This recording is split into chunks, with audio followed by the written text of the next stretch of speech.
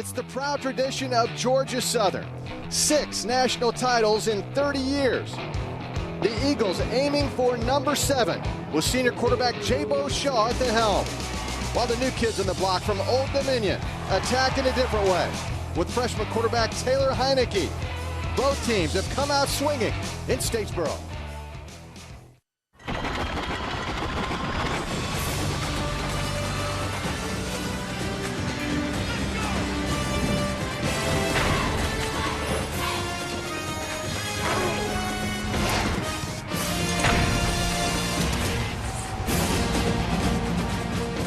Welcome, everyone, to the NCAA Championship, Statesboro, Georgia. It is the second round presented by Enterprise Rent-A-Car. Old Dominion, the Monarchs, in only their 3rd year, taking on the 3-seed Georgia Southern, the perennial power, live from Paulson Stadium. The winner of today's game advances to the quarterfinals to meet the winner of Maine and Appalachian State. The site yet to be determined. It is playoff football. Hi, everybody. I'm Doug Bell alongside John Bunting, the former North Carolina head coach, a man who's played in some big games, coached in big games, been in the Super Bowl, coach. But something about this setting, 20,000 fans here today in Statesboro, Georgia. This is good stuff. They haven't had a playoff game here since 2002, December game. They are excited here to be in the playoffs. And I tell you what, this is going to be a great game. The fans are ready. Talk about opposite ends of the spectrum for these programs. Of course, ODU's only been around now for 3 years, but they do it completely different, and the coaches are totally different in their personalities. Yeah, it's a great matchup. Do a lot of things differently, totally contrasting styles. Bobby Wilder's a passing guy. Over the other side, Jeff Munkin, he's out of the triple option set. He is going to try to grind this thing out. Coach Munkin is definitely old school. You saw the numbers virtually the same. The quarterbacks for Georgia Southern, you have a senior, and for Old Dominion, a true freshman. Again, the contrast. Absolutely. You know, Taylor Shaw, Jabo Shaw.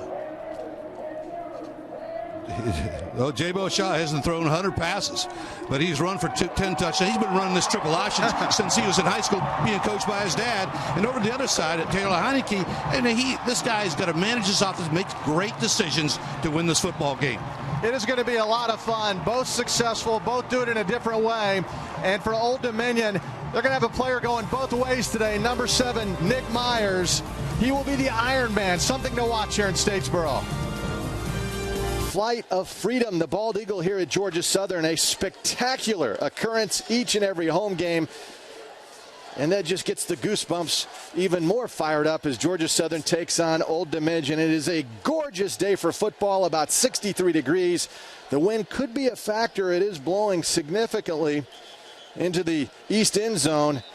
And, Coach, you couldn't ask for any better setting, the weather, the wind. Good stuff. I just got goosebumps down there on the field talking with the coaches and seeing the players warm up. And these teams, very different as we talked about in the open. You know, ODU is this their first year in competition playing in any kind of conference ball, and here they are in the playoffs.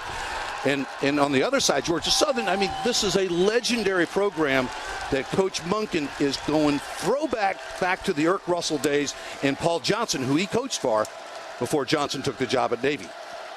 Georgia Southern with those throwback uniforms, nothing fancy, no stripes on the pants, numbers on the helmets. That's what Irk Russell started 30 years ago.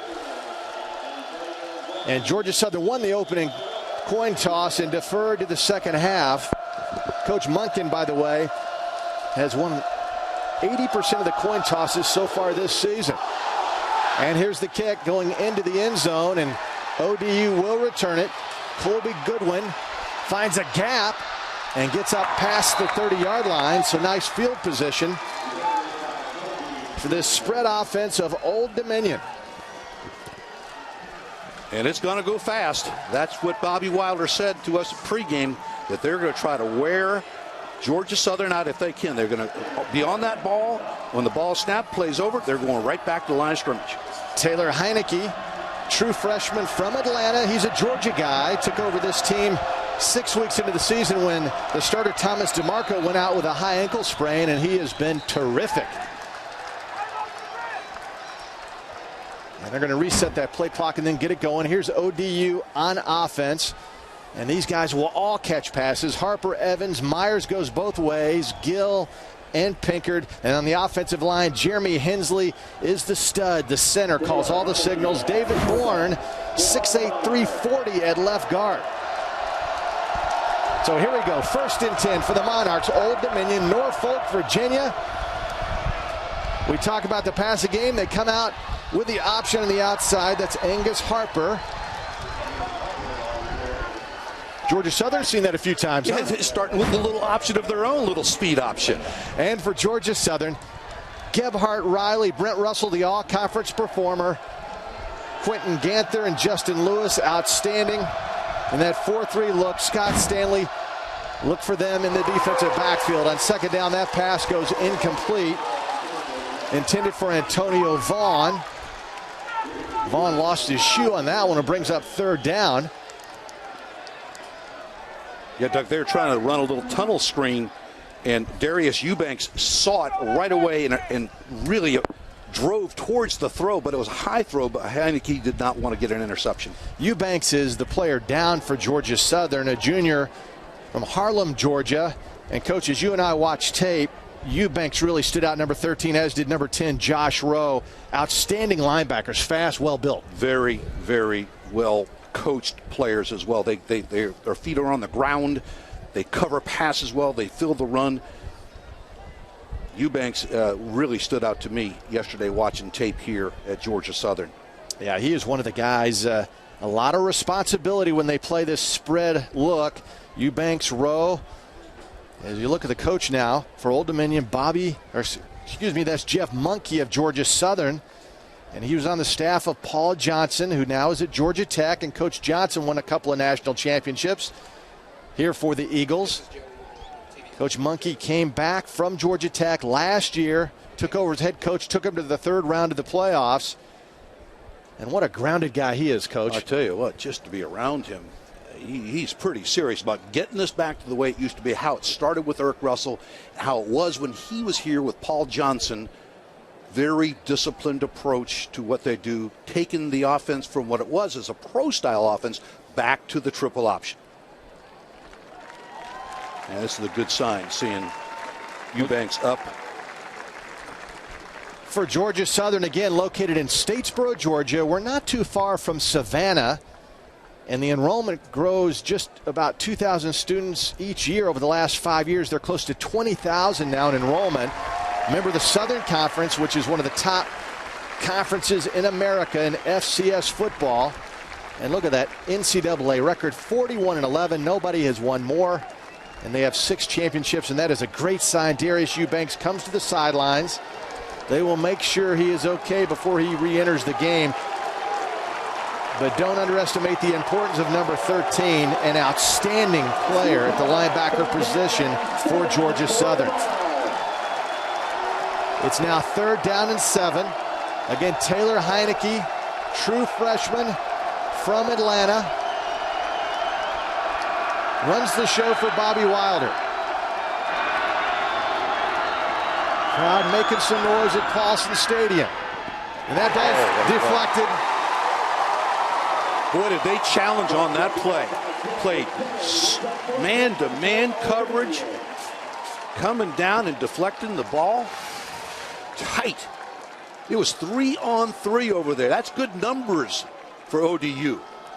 That's Jarek McKinnon, backup quarterback, and he came in on that 3rd down play, replacing Eubanks, and now here's the fake punt, and that's caught for a 1st down.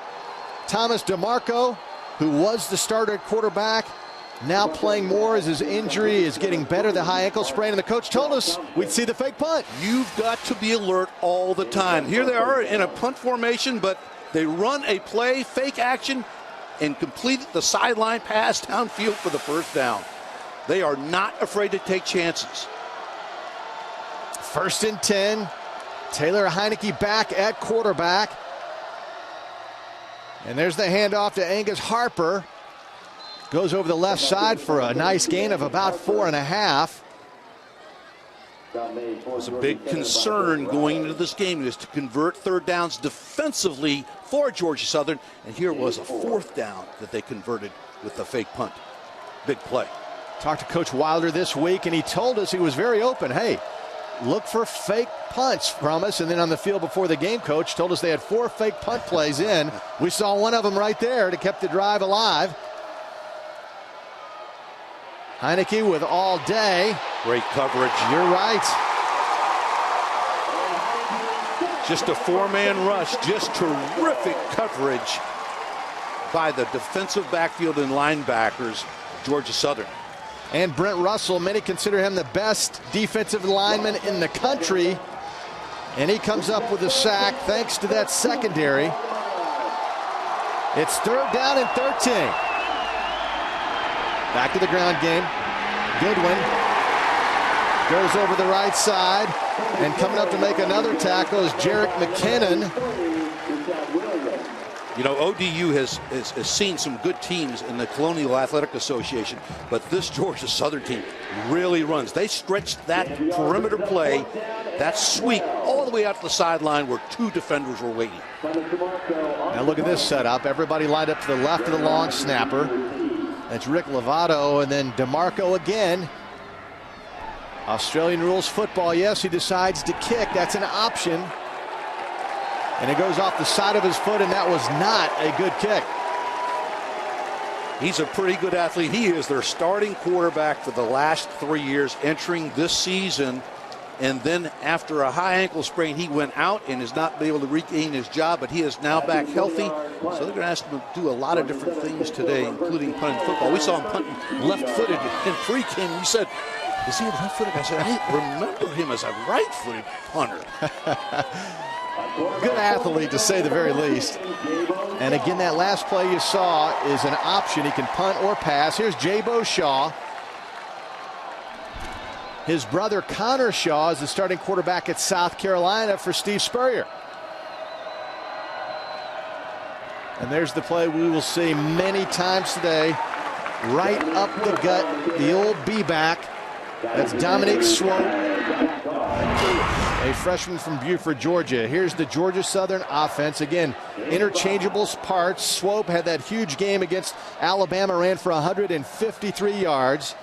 And then on the offensive line again, Willie Maxwell, outstanding at center. We'll point him out today. There he is.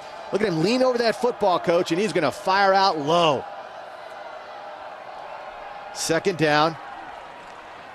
And again, that's Swope taking it behind Maxwell, but defended well by the Monarchs.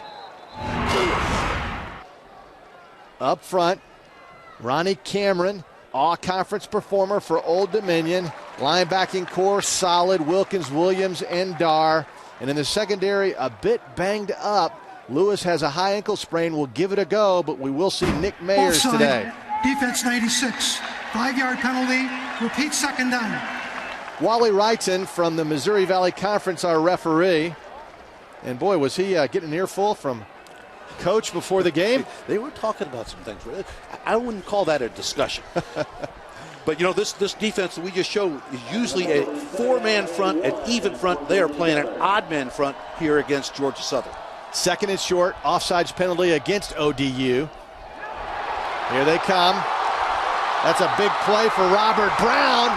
Breaking free down to the 24-yard line. Huge game. This is one of the things that cannot happen frequently to the ODU defense in order to stay in this game. This ends up being just a sweep outside. No containment.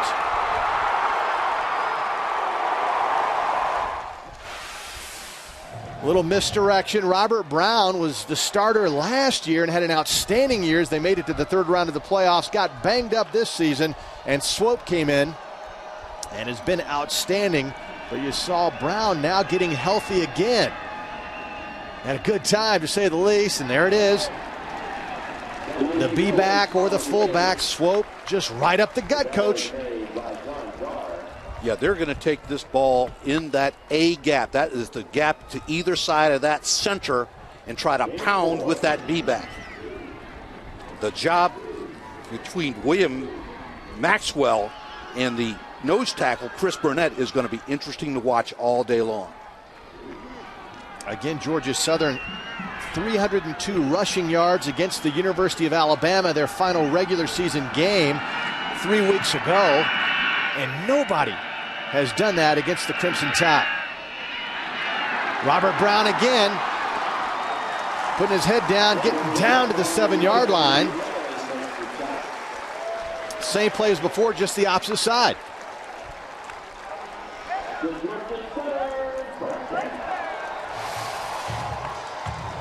Watch this play here. Watch the block on the perimeter. There's a guy, defender down right there, cut block. The A-backs and the wide receivers, in order to run the ball outside, they've got to sustain blocks. Nick Mayers made that stop. You see number 7, again going both ways because of injury for ODU. That's Swope lining right up behind Jabo Shaw. He takes the football inside the 5-yard line. A powerful kid at 210 pounds. And again, the blocking by Willie Maxwell, number 51. Coach, you and I watched tape yesterday. I saw him play against Alabama. And he is just outstanding, number 51. They blocked Alabama all day long on that particular play right there. And Alabama switched back and forth between the odd front covering the center or the even front covering the guards. You see Chris Burnett lines up right on top of Maxwell, which does not bother him in the least. And they go behind him again with Dominic Swope. Gets down inside the 2-yard line. Bring up 3rd and goal. Swope carried it 18 times for 153 yards against the Crimson Tide. And again, Alabama is number 1 in rushing defense in FBS football. I wouldn't be a bit surprised if this is 4-down territory right here on the opening drive. 3rd and goal. The ball inside the 2-yard line. Dominic Swope lines up behind Jabo Shaw. And Shaw keeps it himself. It's a touchdown, Georgia Southern. That young man has been doing this for a long time, Jabo Shaw. Just a quarterback sneak. He picks out which side he's going to go based on what the count. Follows his center and left guard right into the end zone. And here's something you always got to cover every single day in practice. When you practice extra points and field goals, the old muddle huddle. You better line up right or they'll run a 2-point conversion on you. Well, Adrian Mora, the kicker for Georgia Southern, has never missed an extra point in his career. He's a senior. And now 147 for 147. It doesn't get any better than that. Jabo Shaw, his 11th rushing touchdown of the season. Big crowd on hand, and they're loving it. That was an impressive drive for the Jabo Shaw. Started his career at Georgia Tech for Paul Johnson, the old Georgia Southern coach.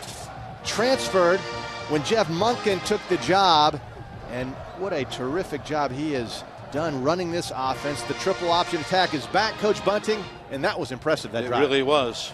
They did what they do best, run the football, a couple different formations, and I'll expect some more and some tricks out of Georgia Southern at some point.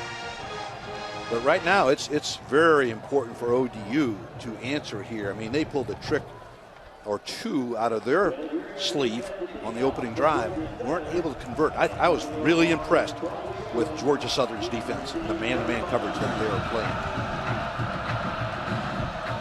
Billy Greer will kick off. Mora is the field goal and extra point man. Greer kicking with the wind at his back. He's a senior as well. In fact, all the special teams guys are seniors for Georgia Southern. And that goes through the hands of Antonio Vaughn and into the end zone for a touchback.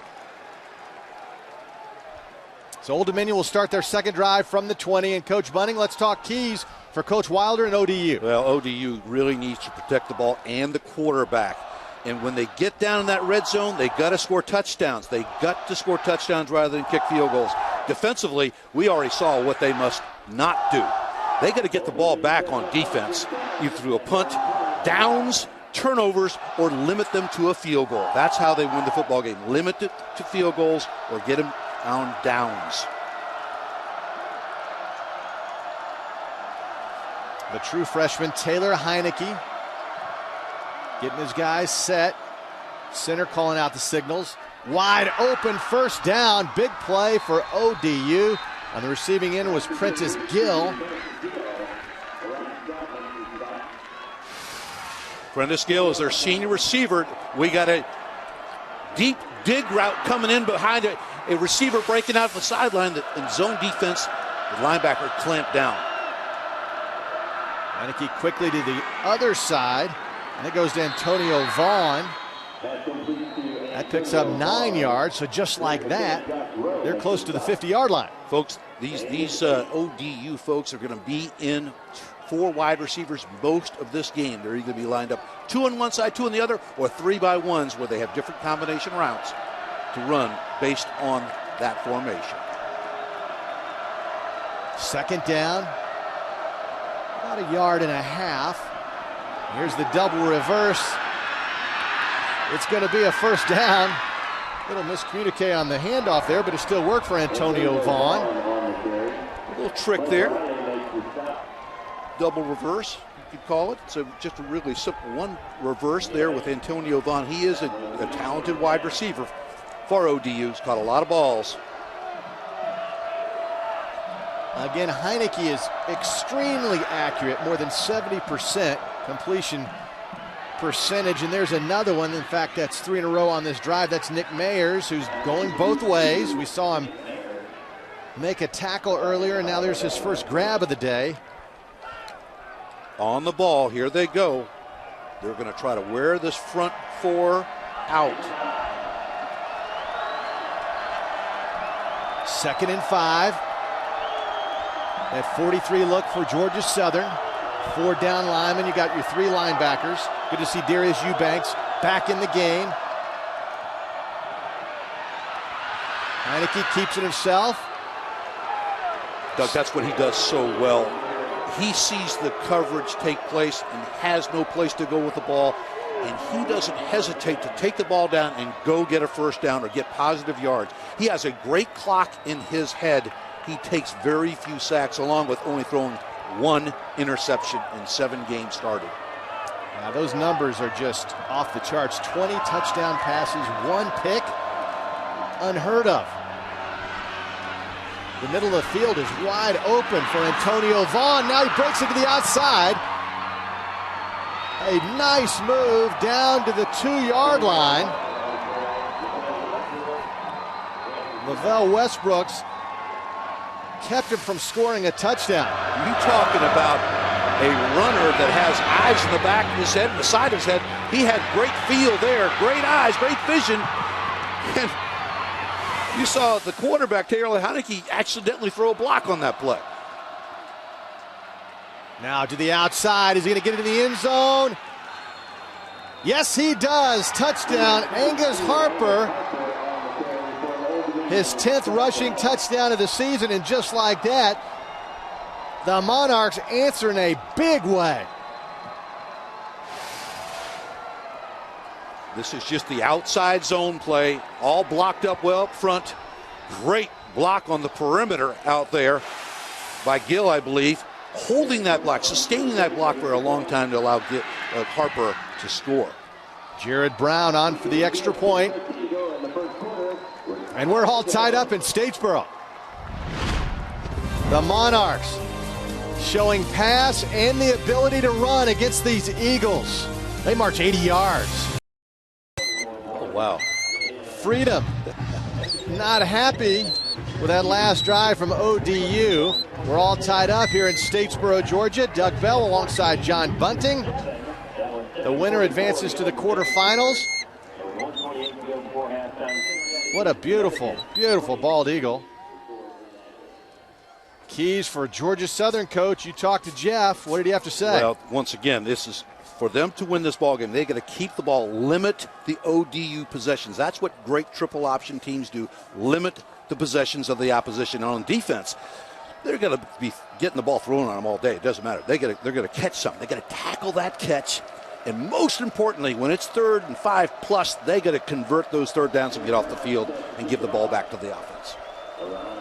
It's going to take a lot of patience on both sides of these sidelines with these coaches today, because both teams can score. This is a short kick, just a pooch kick, fielded at the 30 and brought up around the 33, possibly the 34-yard line. And the last drive was run, and run. Some misdirection that worked well, Coach. Out in the open field, great speed by Georgia Southern. Some great perimeter blocks, and the quarterback sneak. Picking out his hole, picking out which side of the center he's going to go and taking it in. Jabo Shaw back at quarterback, his first pass of the day, complete to the outside is Zach Walker. And he had a lot of space out there on the left side, Coach. Yeah, speaking of that, I mean, there's going to be times where they can throw the football, and that corner backs off and gives them all that space. Jabo Shaw, he has the opportunity to do what he wants to do, throw that ball out there. He's got some run-pass options at the line of scrimmage. You saw Eric Lewis, number 26 for ODU, battling a high ankle sprain, and he is giving the wide receiver a lot of cushion there on the left side. Lower portion of your screen. Now the pitch back to Robert Brown, who is really showing a burst today. He was the starter all last year as a true freshman. Ran for over 1,000 yards, and he's started to start this year. He gets a little banged up, and Swopes come in, and now they got a great 1-2 punch. There's a good look at Robert from Macon, Georgia. Good-looking athlete. And he's averaging 6.4 yards per carry, with Swope averaging 6.5. Who wouldn't like that? Second down and short. Ball's on the ground. And the ball is loose. ODU says they have it, and they do. Monarchs jump on the loose football. Dominic Swope coughed it up. And look at Bobby Wilder. He talked about that was the key. They put it on the ground. We got to take advantage. This is something Coach Wilder talked about early in the week.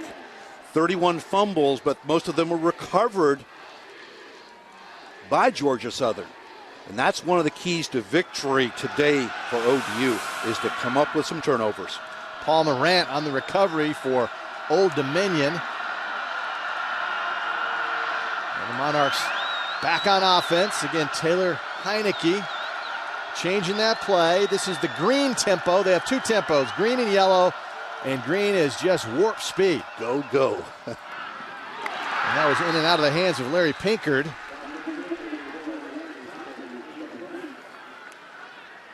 For Old Dominion, again, a program that was dormant for 69 years, and they hire Bobby Wilder to come in from the University of Maine, where he played there, was their offensive coordinator for many years. He resurrects the program 3 years ago, and here they are in the second round of the playoffs against the perennial powerhouse Georgia Southern. Terrific story. Heineke looking deep, airing it out. And that ball gets batted away by LaRon Scott.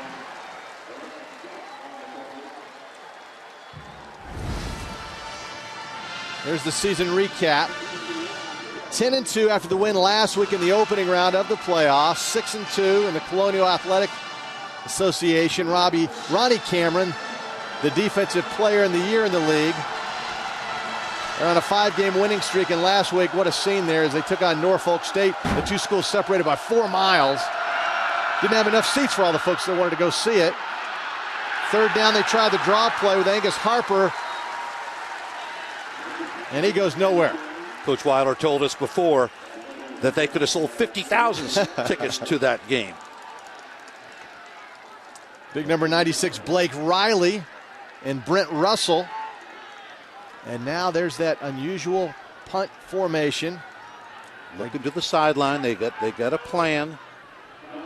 Everybody's looking over there, looking back to DeMarco, the backup quarterback today. Let it fly. Again, against the wind. And that ball takes a Georgia Southern bounce. And so the Eagles, after the defensive stop, following the fumble, will take over at the 34. We're all tied up on a gorgeous Saturday in Statesboro, Georgia. The winner advances to the quarterfinals. That's Big Blue, the mascot of Old Dominion. And they have captured the imagination of that part of Virginia and Norfolk.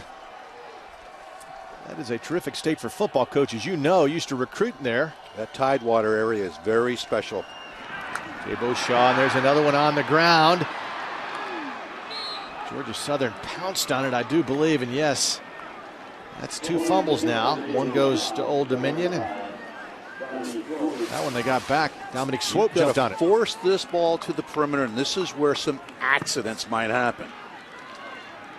And that is all those quarterbacks and running backs, A-backs work on all week long, is the coordination between quarterback and the pitch. You've got to be very well much in phase to make it happen. 33 fumbles on the season for Georgia Southern. They have lost 13. That's what Bobby Wilder was mentioning this week in his press conference. They do put it on the ground. That time, well-executed pitch to Dominique Swope.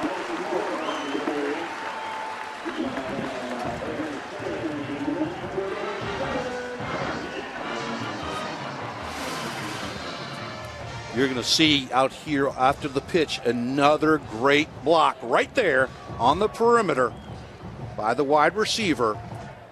That's what these wide receivers do in this offense. They catch the ball every once in a while, but mostly they're out there to block. Yeah, Mitchell Williford delivered the block. And if you watched the tape or saw that game against Alabama, wide receivers did an outstanding job. Again, right up the gut is Dominique Swope. That's just hard-nosed football, terrific blocking up front. Yeah, try to. Yeah. There's the splits coach. Look at those splits there. Watch this trap play right here. That's an influence trap. The near guard pulled out to influence the linebacker out, and the off guard pulled around to trap. Again, you saw Willie Maxwell, the center, doing his job. Again, behind Maxwell is Darian Robinson, young man from Bishop, Georgia. Again, they have so many receivers and running backs that are interchangeable parts. Jeff Monken has run this offense for so many years, learned the nuances of the offense, not only from his father, who was a terrific high school coach, but Paul Johnson, his mentor. And, Coach, if you took his offense and compared it to Georgia Tech, almost identical. Except they have more formations and do a few more different wrinkles. Including this one from the pistol formation. And there's the 3rd fumble of the game. Now they count that as an incomplete pass. That is questionable there. That's a pitch backwards, in my opinion. But look who was there. Ronnie Cameron to force the early throw. He wanted to go down the line of scrimmage further before he pitched it, but Cameron was there in his face. They're playing this odd front, but they are stunting the defensive ends, which Ronnie Cameron is normally a defensive tackle. He's playing an end position today, which is very odd for a guy of his background. 3rd down and 8. Shaw, his 2nd pass of the game, and has a man wide open. Touchdown, Georgia Southern. No, they say he was out of bounds at the 2-yard line. Showers on the receiving end. There is no replay in this round of the FCS playoffs. Well, let's check it out ourselves.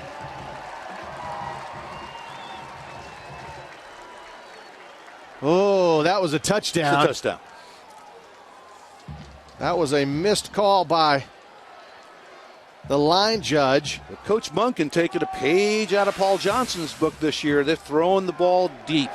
This is where the cornerbacks are out there on those wide receivers that mostly are blocking them. You've got to watch yourself. You've got to really stare down your key. So if that guy does not block you, you better cover him. Now, if we were in FBS football or next week in the playoffs, this timeout would allow the replay booth to do their thing. That is not the case on this level. Most of these games during the regular season are not televised. Oh, baby, I'm not sure how he missed that one. He is right there. And he was clearly in the end zone. Feet in bounds, knocked down the pylon. That indicates touchdown. Great catch right in the hands by Showers. And again, for those who really want a playoff on the FBS level, you have to love this with the playoffs.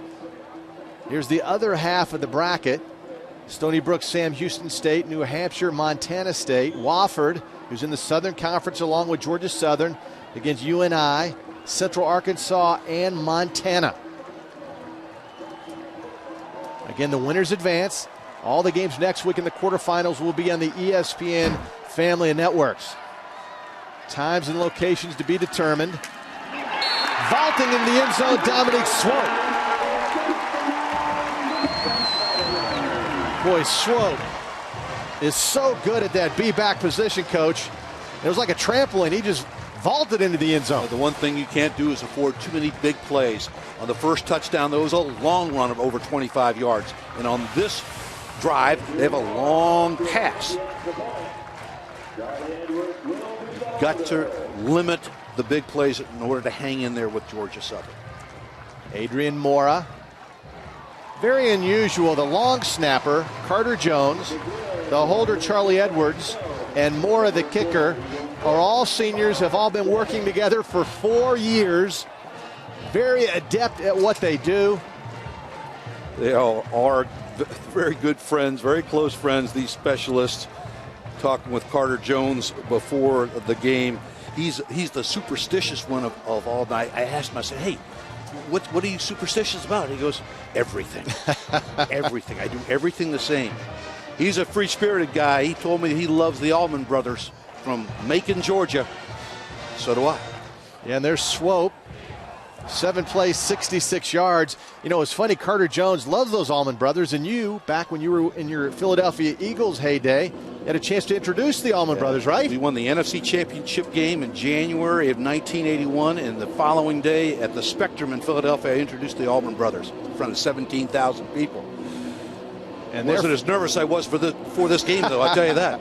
They're from the state of Georgia, and obviously held in high regard around here. Big song, Statesboro Blues. Yeah, good stuff. And now, the Georgia Southern sideline, a little pep in their step. Had 2 fumbles on that drive, and one that was called an incomplete pass. And then overcame the bad call that was a touchdown. Said the receiver, Showers, was out of bounds, but nevertheless, it results in a touchdown. So it's 14-7. And there's Carter Jones. Terrific young guy. He's a senior. And those long snappers are just so valuable. You never hear about them unless something bad happens. That's exactly right. Majoring in communication studies. Hey, 2 trips to the red zone for Georgia Southern and 2 touchdowns. Billy Greer, the wind at his back. Antonio Vaughn working his way up around the 23 and then gets held up and takes a nice shot. Again, Old Dominion in Norfolk, Virginia, which is a wonderful city. Big military base there. 24,000 in enrollment in that Colonial Conference. 5 schools from the Colonial in the playoffs. 3 from the Southern Conference, the SoCon. You see the logo on the field.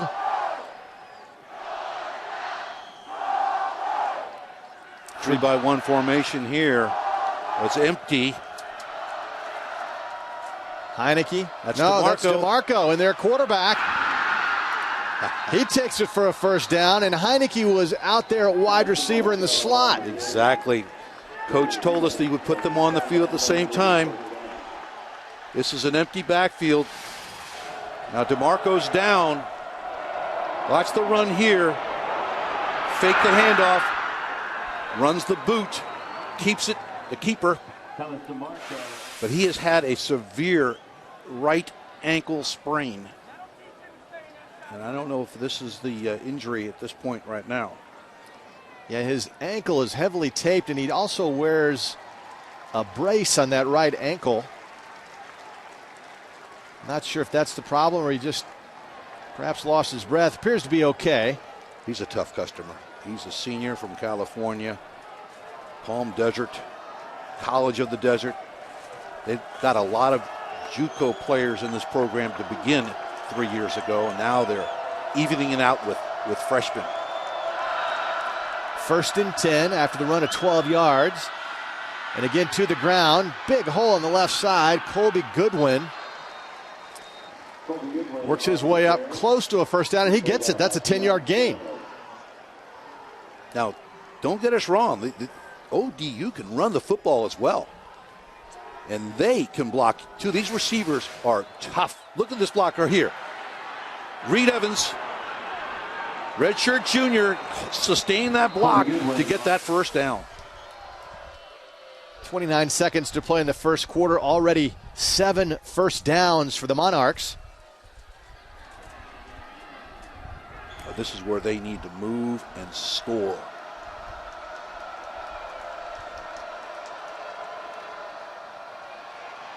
That running play on the left side, good one again.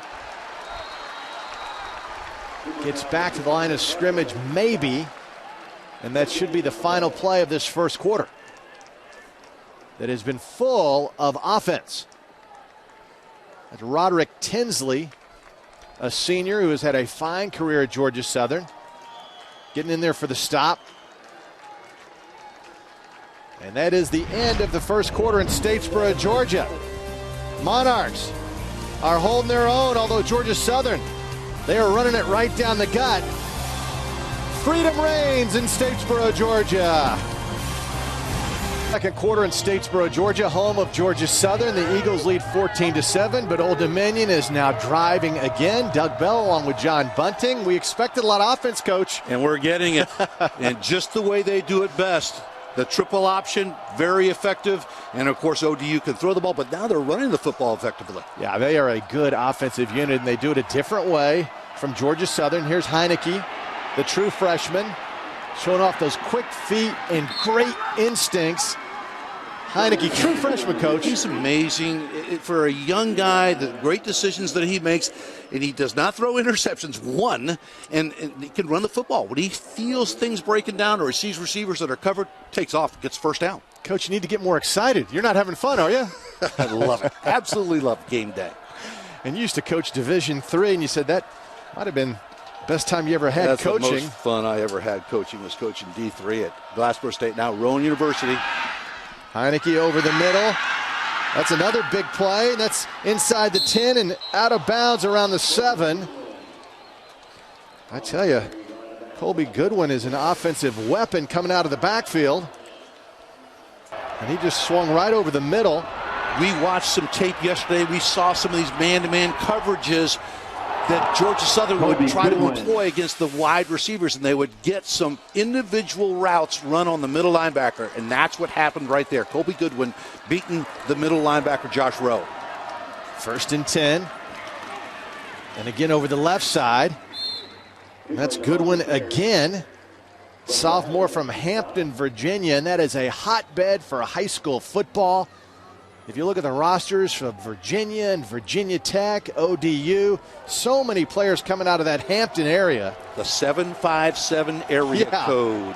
I got the biggest kick when you told me that the other day, Coach. I mentioned that and you just said 757. That Tidewater area, a bunch of really talented athletes. And Heineke quickly looks to the right.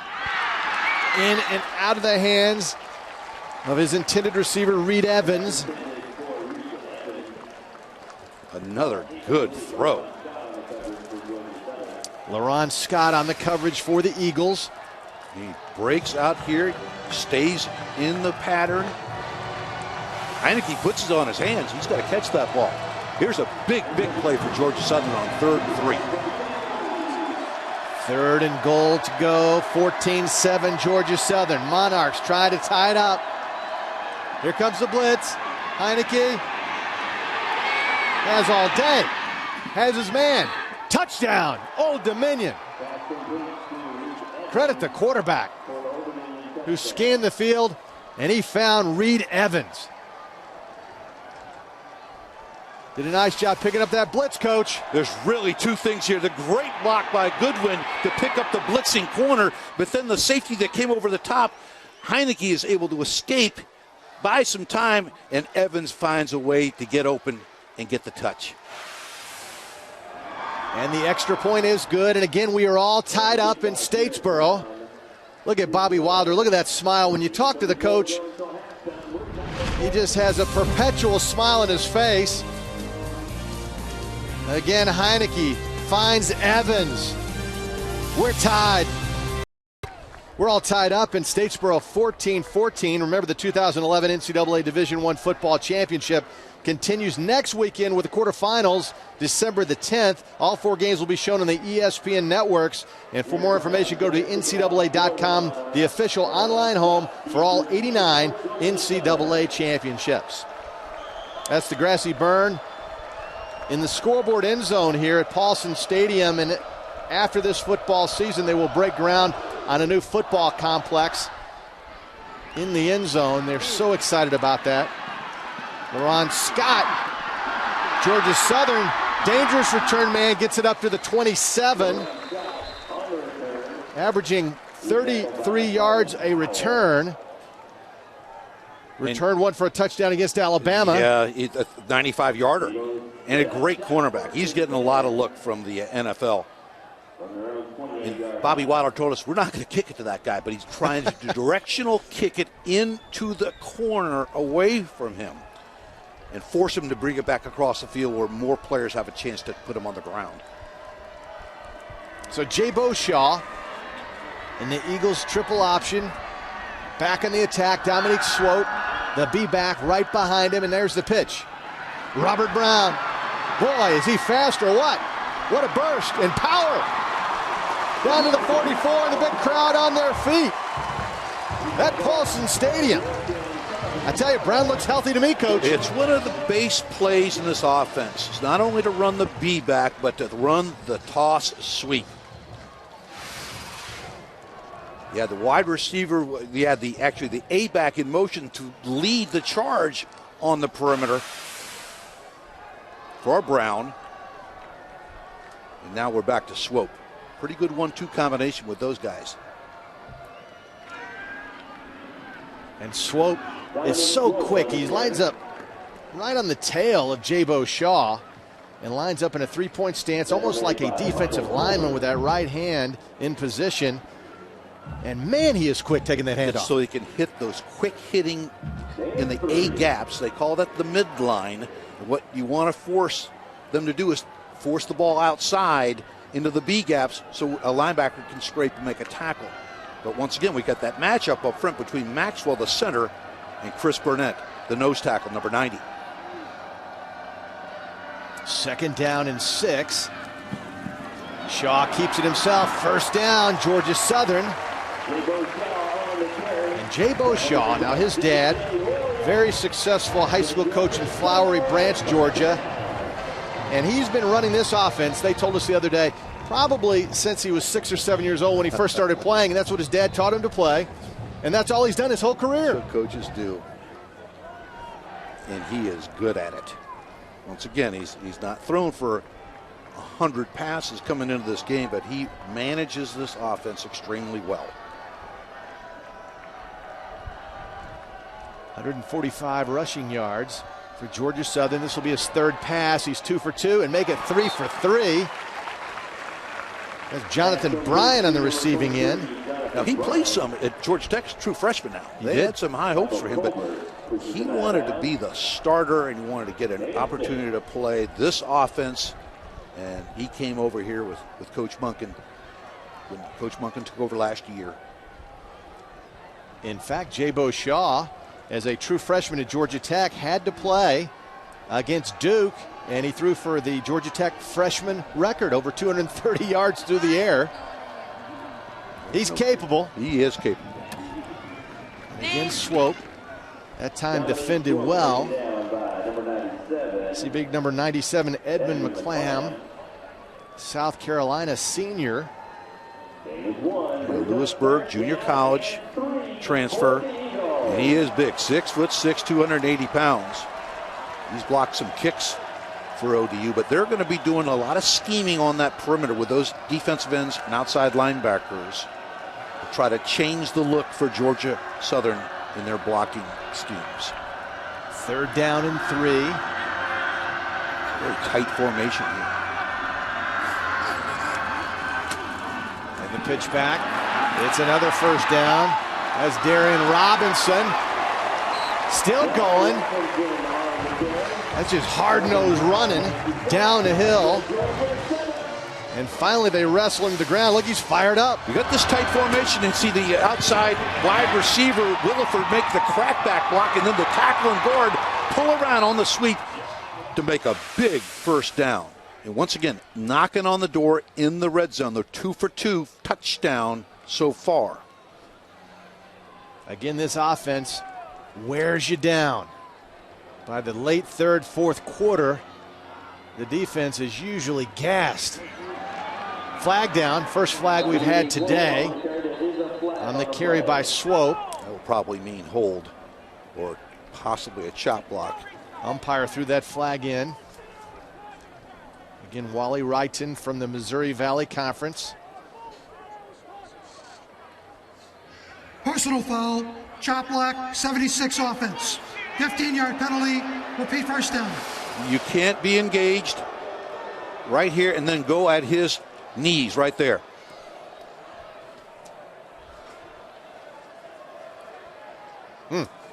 Can't engage high and then chop backside. Yeah, the defender turned his back on McBurnett, Trevor McBurnett, a freshman. He just needs to stay up and just drive the blocker. It would have resulted in the same thing. But it's a good call by the umpire.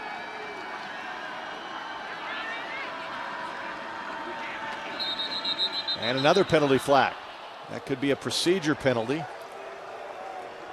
And Doug, I'm going to tell you, that was part of the discussion out there between Bobby Wilder. 5-yard penalty, first down. Bobby Wilder and the umpire and the referee. You always talk about chop block. We want them to. We want to get that in their mind. Plant those seeds. Again, Trevor McBurnett making a couple of mistakes. Freshman. True freshman. Oh, he's a redshirt freshman. Excuse me.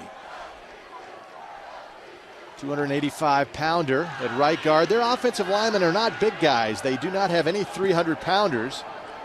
And the way they play, it would be difficult for a man that large to get down that low. And a timeout by Jabo Shaw. Will come to the sidelines, talk to Jeff Monken. Monken, by the way, 44 years old. And he will talk it over. Very calm, cool, and collected. Never panics, much like his mentor Paul Johnson. Bobby Wilder, an infectious personality, was an outstanding quarterback at the University of Maine, set all sorts of passing records, and then got beat out his senior year. And they came here to play the playoffs. That's a great story.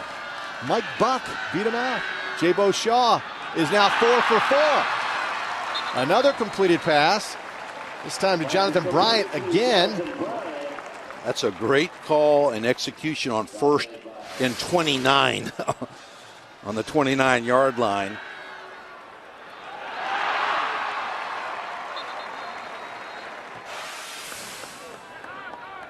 Got ODU sucked up on the receiver that was short and then hit the corner route behind it. Good definition between the routes for the quarterback to see visually and make the throw. Shaw does have one incomplete pass. He's actually 4 for 5. Back to the ground game. Robinson dives into the end zone. Touchdown, Georgia Southern. Darian Robinson.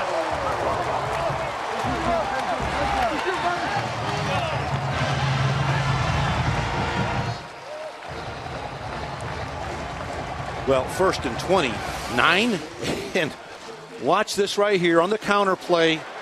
There's a block out here on the perimeter by Williford, number 81. He hangs on that block, sustains it for so long, and doesn't get called. That's great technique, moving your feet. Flag down. Old Dominion had too many men on the field.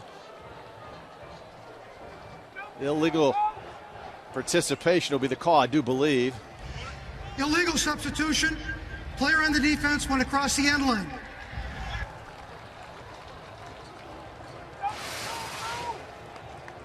I watched the block out here on the perimeter.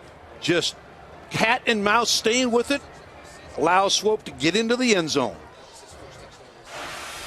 That's the first touchdown of the season for Darian Robinson. First rushing touchdown. And again, Williford, you saw number 81. He has long hair sticking out of his helmet. Now Robinson, but Williford. And he is an excellent blocker. They are using him up. They are using him up on the perimeter blocking. Great job. See the ball a little closer. Should not affect Mora. I mean, he's perfect. 149 for 149. That is an FCS record. And here comes Robinson, getting a little help from his friends on the outside. And that's Mitchell Williford who delivered that block that released Robinson into the end zone, and Georgia Southern back on top 21-14, 8 plays, 72 yards. Hey, help us beat cancer. The V Foundation awards 100% of direct donations and net proceeds of events to fund cancer research. That's one of the great things about the Jimmy V Foundation. Log on to www.jimmyv.org, or you can call 1-800-4JIMMY-V to donate. Listen to Coach Valvano's speech at the ESPYs again this week as we kicked off Jimmy V Week. And it never gets old. It is really one of the outstanding, inspirational speeches you'll ever hear. Doug now 3 for 3 in the red zone. That time starting inside the 10-yard line, but then again pushed back to the 29 with penalties. Antonio Vaughn for Old Dominion. Gets it out to the 32-yard line and then pushed backwards. That's a lot of hats to the football right there. It really is. Wow. I don't think there was one guy not in on that tackle on that kickoff return. 17 yards on the return. The kickoff was into the wind, so a little shorter than what you saw in the first quarter. Nice balance, 96 yards through the air, 72 on the ground. Part of that is Taylor Heineke running the football himself. Heineke with all day. There he goes. And used the umpire as a screener. Again, look at those big hosses up front. David Bourne, the left guard, 6'8", 340 pounds, and his counterpart at left tackle, Ryan Jensen, 6'5", 300. Got 640 pounds of beef there on the left side, Coach. I'm glad I didn't see those types of guys when I played in the NFL. Big, gaping hole over the right side for Angus Harper. Into Georgia Southern territory, another big gain. Harper is a freshman. This is just an inside zone cut back with the slanting nose tackle. Gaping hole as they cut off the defensive tackle from the other side. Old Dominion linemen in that two-point stance. Those big 300-pounders love it when they don't have to put their hand down on the ground. Heineke going deep, has his man, it's caught. And it's a touchdown. What a grab by Prentice Gill. And what a throw by Heineke.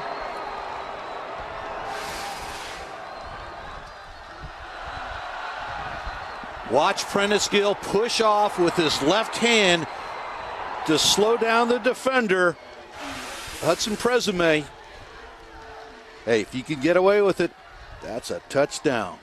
But he warded him off with his left hand and then was able to get his hands up and catch it. Right back, ODU with the score. 45 yards. Heineke delivers the strike to Prentice Gill. Gill, a senior from Los Angeles, California. It's going to be great protection. Lofts the ball up there. Wards off with his left hand. Ooh, touchdown. That was close. His right foot looked like it might have stepped in that line. I'm not used to seeing ODU throw this ball deep as much, and I think this has a lot to do with the fact that Georgia Southern is going to play a lot of man coverage today, and they're going to ask those corners out in the perimeter especially to man up. So Georgia Southern, this program started 30 years ago by the legendary Irk Russell. who was the longtime defensive coordinator for Vince Dooley at Georgia for those outstanding teams that had Herschel Walker and won a national championship. He was contacted by the folks from Georgia Southern who wanted to have a football program. And when he took it over, Coach, they didn't have a practice field. They did not have a stadium. They didn't have anything. They went across the street to the Kmart to buy a ball so they could take a picture. Look at that resume. He retired after they won the national title. He was 15-0 back in '89. Before the game, all the players touch the bald dome of the bald eagle Irk Russell, which is a tremendous tradition here at Georgia Southern. He is the father of football here. And if you ever had a chance to meet Coach Russell, what a unique personality he was. So much fun to talk to, so many stories. And they're trying to get him inducted into the Georgia State Hall of Fame. Another return by LaRon Scott. Breezes up to the 30-yard line. An effortless return by Scott. Some scores now in the other game. Sam Houston State leads Stony Brook in the first quarter 7-0. And if you break down tape on Sam Houston State now, they can put up some points. The number 1 seed. They throw it all over the lot. Again, there's LaRon Scott. Started the season with a 99-yard kickoff return against Samford, and then a 95-yard return against Alabama. And look at the total yards. Even, again, these teams are so evenly matched in statistics in a lot of different ways except the way they move the ball. Oh, and there's a flag for procedure. Yeah, that was movement by the wingback, J.J. Wilcox. Got going just a little too quickly. Ball start, 19 offense, 5-yard penalty, first down. Again, Jeff Munkin. Boy, when you talk to Coach about Irk Russell, he talks with such reverence and loves the tradition here and the history. 30 years ago, and they said Coach Russell even had the backhoe knocking these pine trees down for the practice field. The pride in this program is extremely significant. There's the Howard's Rock at Clemson that they touch in the end zone, and you have the bust of Coach Russell as he watches each and every home game here. Swope again, Dominique Swope, the B-back, if you will, the fullback. That triple option attack. Again, the Alabama football coaches, Nick Saban and his defensive coordinator, Kirby Smart. That game was scheduled before they took over at Alabama. And they made the comment, if we could have changed it, we would have, because we did not want to go against this triple option attack a week before we were going to play Auburn. And when the game was over, thank God that's over. They shook hands, had a lot of respect for Georgia Southern, but man alive, they didn't want to see that attack again. It's rare. Here's this tight formation again. Everybody's packed in. Again, up the middle. The midline, right up the middle, exploding, and then cutting back. You've got to shut that play down. You cannot allow that to beat you. You've got to force the ball outside. Swope now, 11 carries, 65 yards. He's starting to put up some impressive numbers. We're tied at 21, and another SoCon CAA matchup. Maine leads App State. That's Coach Wilder's alma mater. And App State managed to knock off Georgia Southern earlier this season.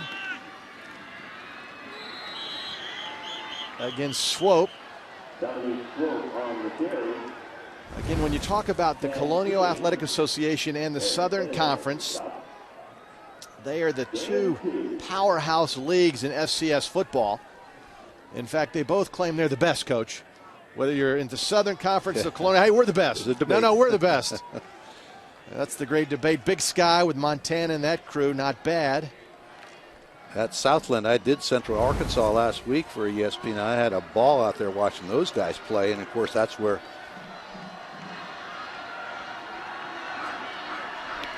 second down, Shaw again the flip. And it's going to go to Nico Hickey, his first carry today, and that'll be another first down for Georgia Southern. Again, the clock just marches on. Now 5:23 to play in this second quarter. Good look at the Monarchs defense. John Darr, number 46, has been there all the way. Craig Wilkins wears number 12, and he's a first-team All-Colonial Athletic Association linebacker. He's a good player, leading tackler, got 3.5 sacks. Darr is a substitute for Alex Arain. He got hurt about 3 weeks ago. Again, nothing fancy there. Darian Robinson, who scored that last touchdown, gives it that veer look. It's just straightforward, Coach. This is what they can do. They also, when they have the big chunky yards, the big explosive plays, they score in a hurry. I mean, they can do it both ways. Right now, they can do what? They can eat clock. We're down to 4:35 here, and they could possibly run this clock out and score. This is the way this game may go down to the final drive. 2nd down and 7. Jabo Shaw, the pistol formation. Breaking it free, 1st down and more. That's Robinson again. Again, we're seeing the same plays, Coach, just different formations. Watch Shaw here. He gets the direct snap in shotgun. Fakes the inside handoff. Now he has the option back, and there's another great block out there on the perimeter. To spring the A back, Darian Robinson. Very nicely done. Great timing that it takes to run those types of plays.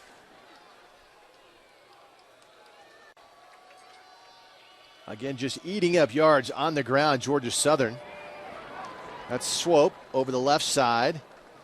We saw that pistol formation. Wofford University, who is in the same league, the Southern Conference, Coach Munkin told us their staff's been together forever, and they run a similar style, and they saw that pistol formation, and they said, you know, we kind of like that.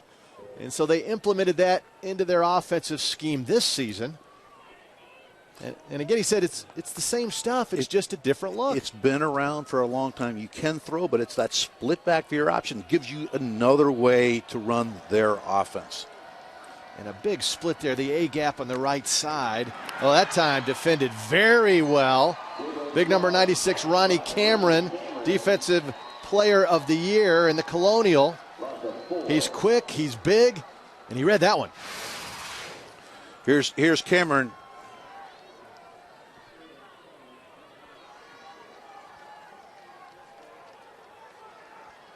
He came from the outside. And nobody blocked him. He's playing that left defensive end, shooting inside on a stunt. They're going to take some chances. They have to try to get some negative plays, get Georgia Southern off schedule. 3rd down and 12. Shaw gets hit just as he releases it, but wide open in the end zone. It's Kentrell Showers. He had that big grab in the first quarter when he was out of bounds at the 2-yard line. That's a 24-yard touchdown strike. And you can't be more wide open than that, Coach Bunny. What happened? There is a bust in the coverage right here. Now there's somebody has dropped coverage. Wide open as Showers.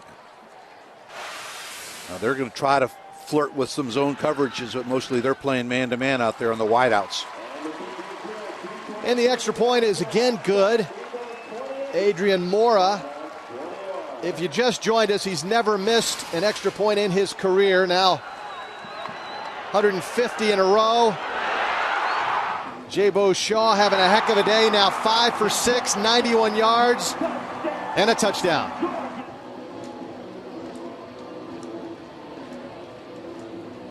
Jabo Shaw doesn't panic, does he, Coach? When you incorporate a lot of different motions, the defenders in charge of that coverage sometimes will get mixed up as they cross the formation and drop a coverage. And that's what happens on that particular play. Showers all smiles. Big crowd on hand here at Paulson Stadium. Stadium will take on a new dimension next season as they break ground on a brand new football facility. The coaches' offices and where the players hang out is a couple of miles from here on the other side of campus. And so they want to bring it over here to the stadium. There's the far end with the scoreboards. As soon as the season's over, they'll start building a huge football facility, and they have a donor, an anonymous donor who gave them $1 million to get it started. That's a nice donor, huh? It's going to be great for this football program. Shows, once again, the commitment that they've made, and to coach both the players and Coach Munkin coming over here from Georgia Tech. Young coach, first time as a head coach, but he's been tutored by a terrific one in Paul Johnson. Bringing that offense over here, the discipline of that program over here. A lot of great things are going to happen here at Georgia Southern. Billy Greer. But not on that play. Yeah, he hooked that one, and somehow it stayed in bounds. That's incredible. I thought for sure that ball was going out of bounds, and that ball would be marked at the 40. Well, it had a lot of spin on it, I guess, because as soon as it landed on the turf, it just started spinning and it stayed in, almost like a spinning top. It was like one of those pro shots, on the golf, on the PGA, a little pro suck. Keep it back in here. 60-degree sand wedge, huh? Started coming backwards. Look at that rushing yardage for Georgia Southern. Passing yardage. Total yards, pretty close. They've hit some big plays for the passes, though. They really, Jay Beauchamp's done a terrific job throwing the ball. Heineke to Prentice Gill. Complete on the outside, and again, Heineke now 7 for 12.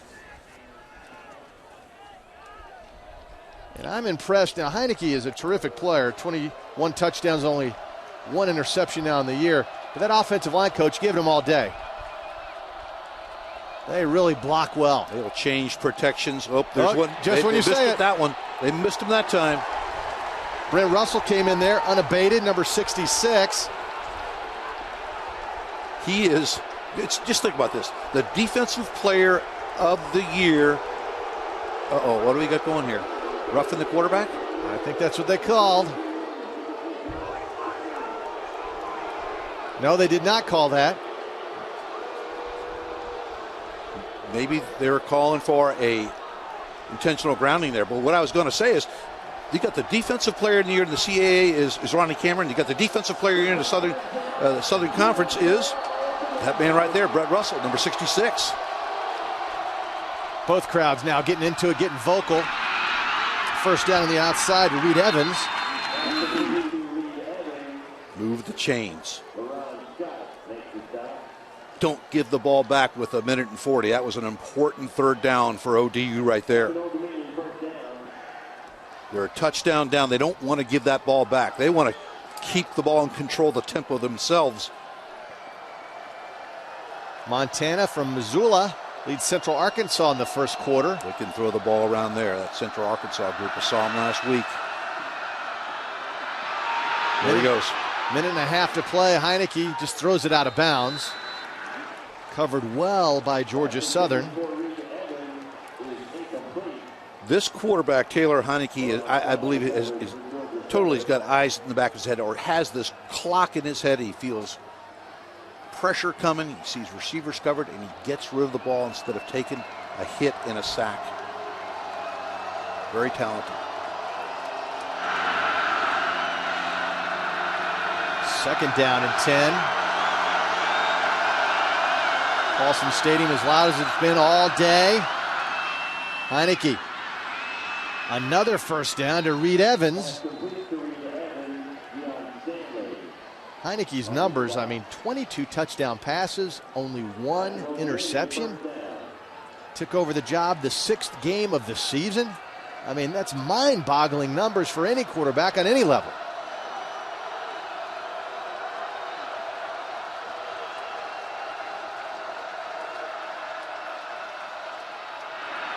The blitz came hard, and he throws it out of bounds. Georgia Southern changing their front, changing what they're doing on defense right now. Shot a linebacker through the B gap on that play. Untouched by the ODU offensive line, getting quick pressure so that Heineke had to unload.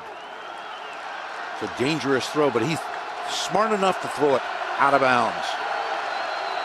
Second down and 10 for Taylor Heineke from pressure. Atlanta, Georgia, underneath. Again, the catch by Nick Mayers.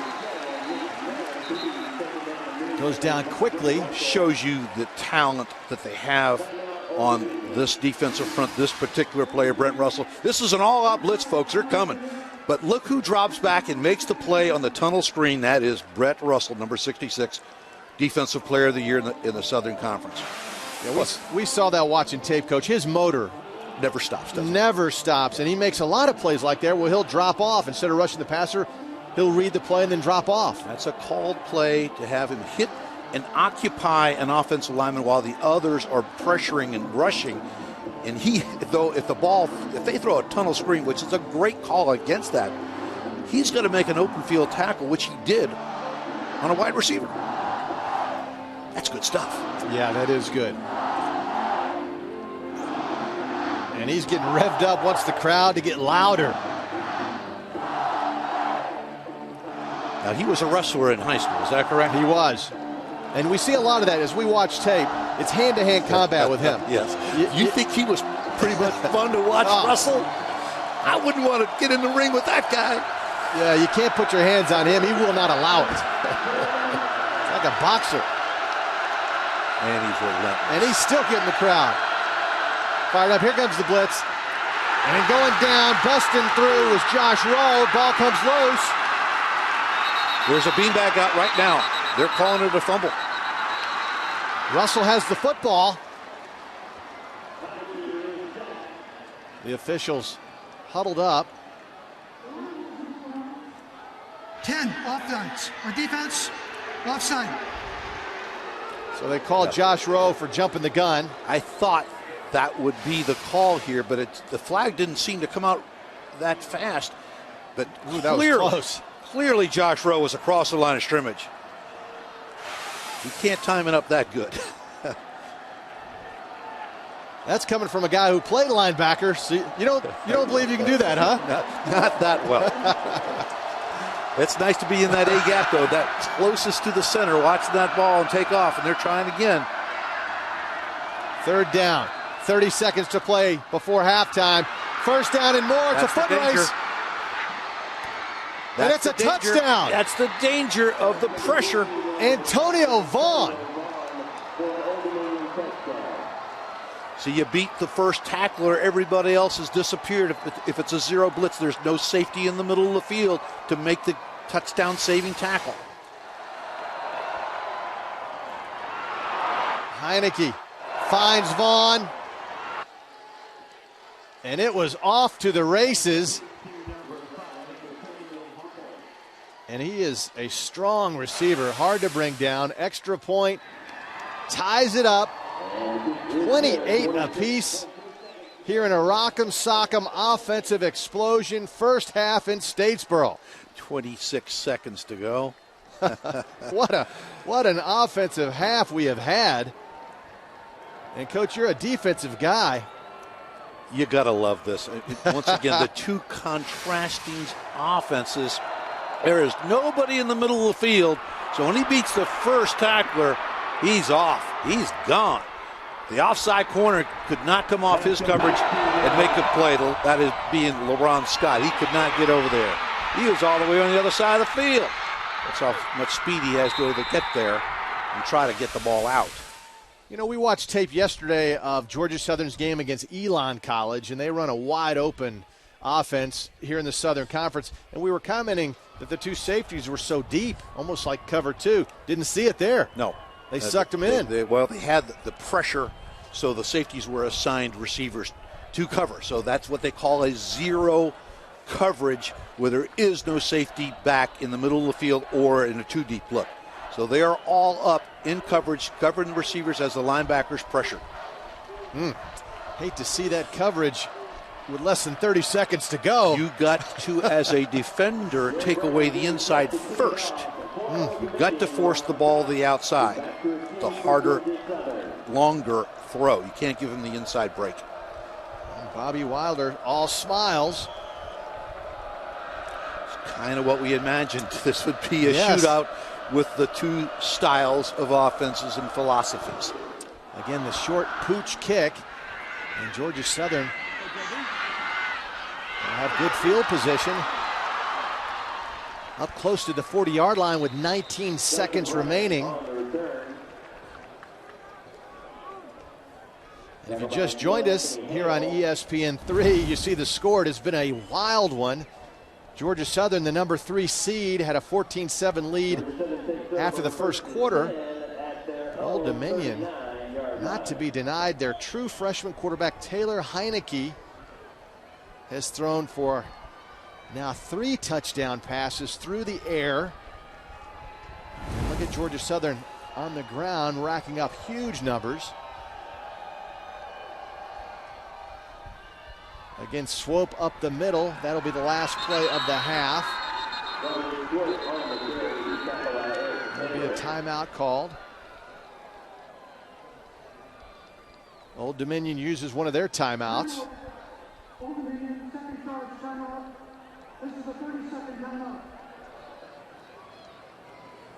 So the Monarchs come to the sidelines. There's Bobby Wilder.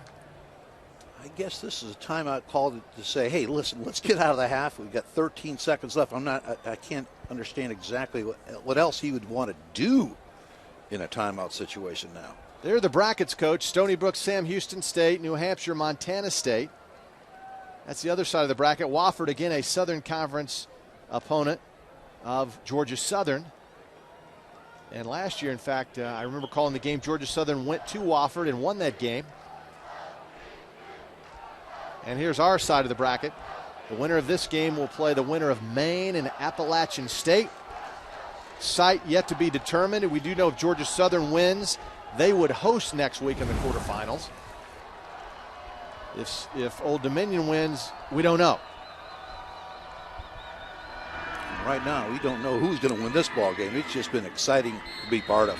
And now Old Dominion burns another timeout. I don't think they can get the ball back with 8 seconds remaining and only one timeout left. Perhaps they're hoping if Georgia Southern puts it on the ground. That, or possibly they might want to get a punt block. They want to see Georgia Southern punt the ball today. Montana leads Central Arkansas 10-0 first quarter. Did a game at Montana a couple of seasons ago. Snow was coming down. It's about 10 degrees. Hardy folks up there in Missoula. You really can't stop it here after this play. This will be their third timeout. Yeah, no timeouts remaining. That'll be it. But that's what he's probably trying to do. He'd like to see them punt the football one time. He'd like to take an opportunity to try to go after. They've got 10 block kicks this year. Their special teams at ODU have been terrific. So Georgia Southern likely to go down on one knee. 56 total points. And a whole bunch of yardage for both offenses. Very entertaining first half. Shaw will give it a rock. Why not? And that is pass interference. Yes, indeed. And that is another thing that I'm sure Coach Wilder said. Don't give them a big play. Now, in the NFL, you know where that ball would be spotted, right? Right there. Not so in the college rule book. Jabo Shaw took a good hit as he released that pass, and he got up rather gingerly. This will be a 15-yard penalty. Watch the hit on the release. Pretty good pop by Ronnie Cameron. Again, only 2 seconds on the clock. Gives him a shot to throw it downfield.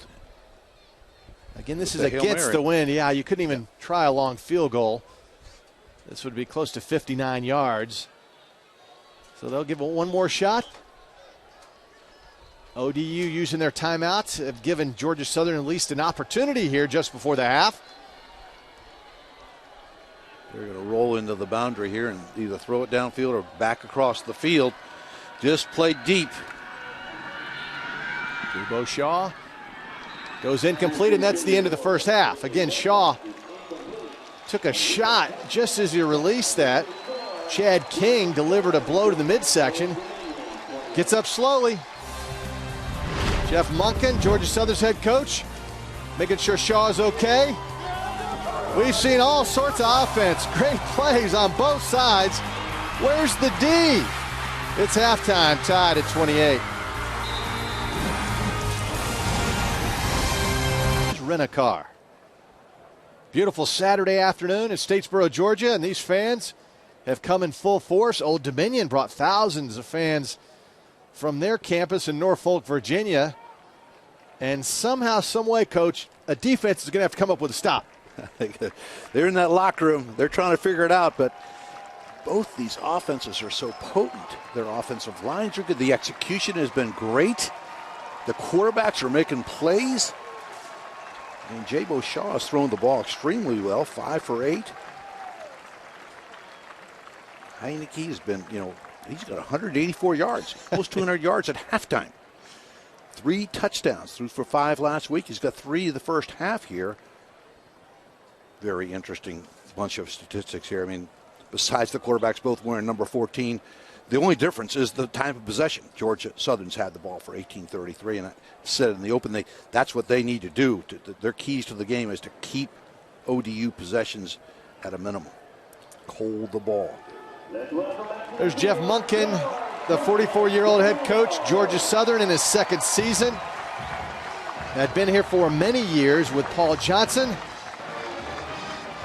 Excited, really got the folks excited about Georgia Southern football again last year when they went to the 3rd round of the playoffs. Had about a 5 or 6 year lull. And now they're out in full force today on a gorgeous Saturday looking to advance. And they really believe they have the kind of team that can win maybe the 7th national title here at the school, but they got to get by a very talented bunch from Norfolk, Virginia. He went to the quarterfinals last year, lost at Delaware. I mean, this Jeff Monken, he's been around the block a couple times. He knows what to do, especially with this offense and the discipline of this program. He's followed Paul Johnson around. He was with him in Hawaii, and of course, he was with him here at Georgia Southern from 1997 to 2001. Johnson goes to Navy. He goes to Navy. Johnson goes to Georgia Tech. He goes to Georgia Tech with him. He's been tutored by one of the very, very best. And their personalities appear, at least from the outside, to be very similar. Very, very calm, very disciplined, very respectful and prideful in their football programs and how they operate the program and what their kids do. They try to set examples, be role models for their kids.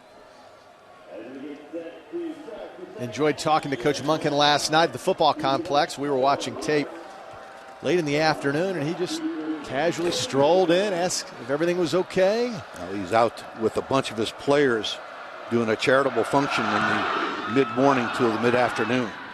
He doesn't want that publicized, but he does that stuff with his players. That's important.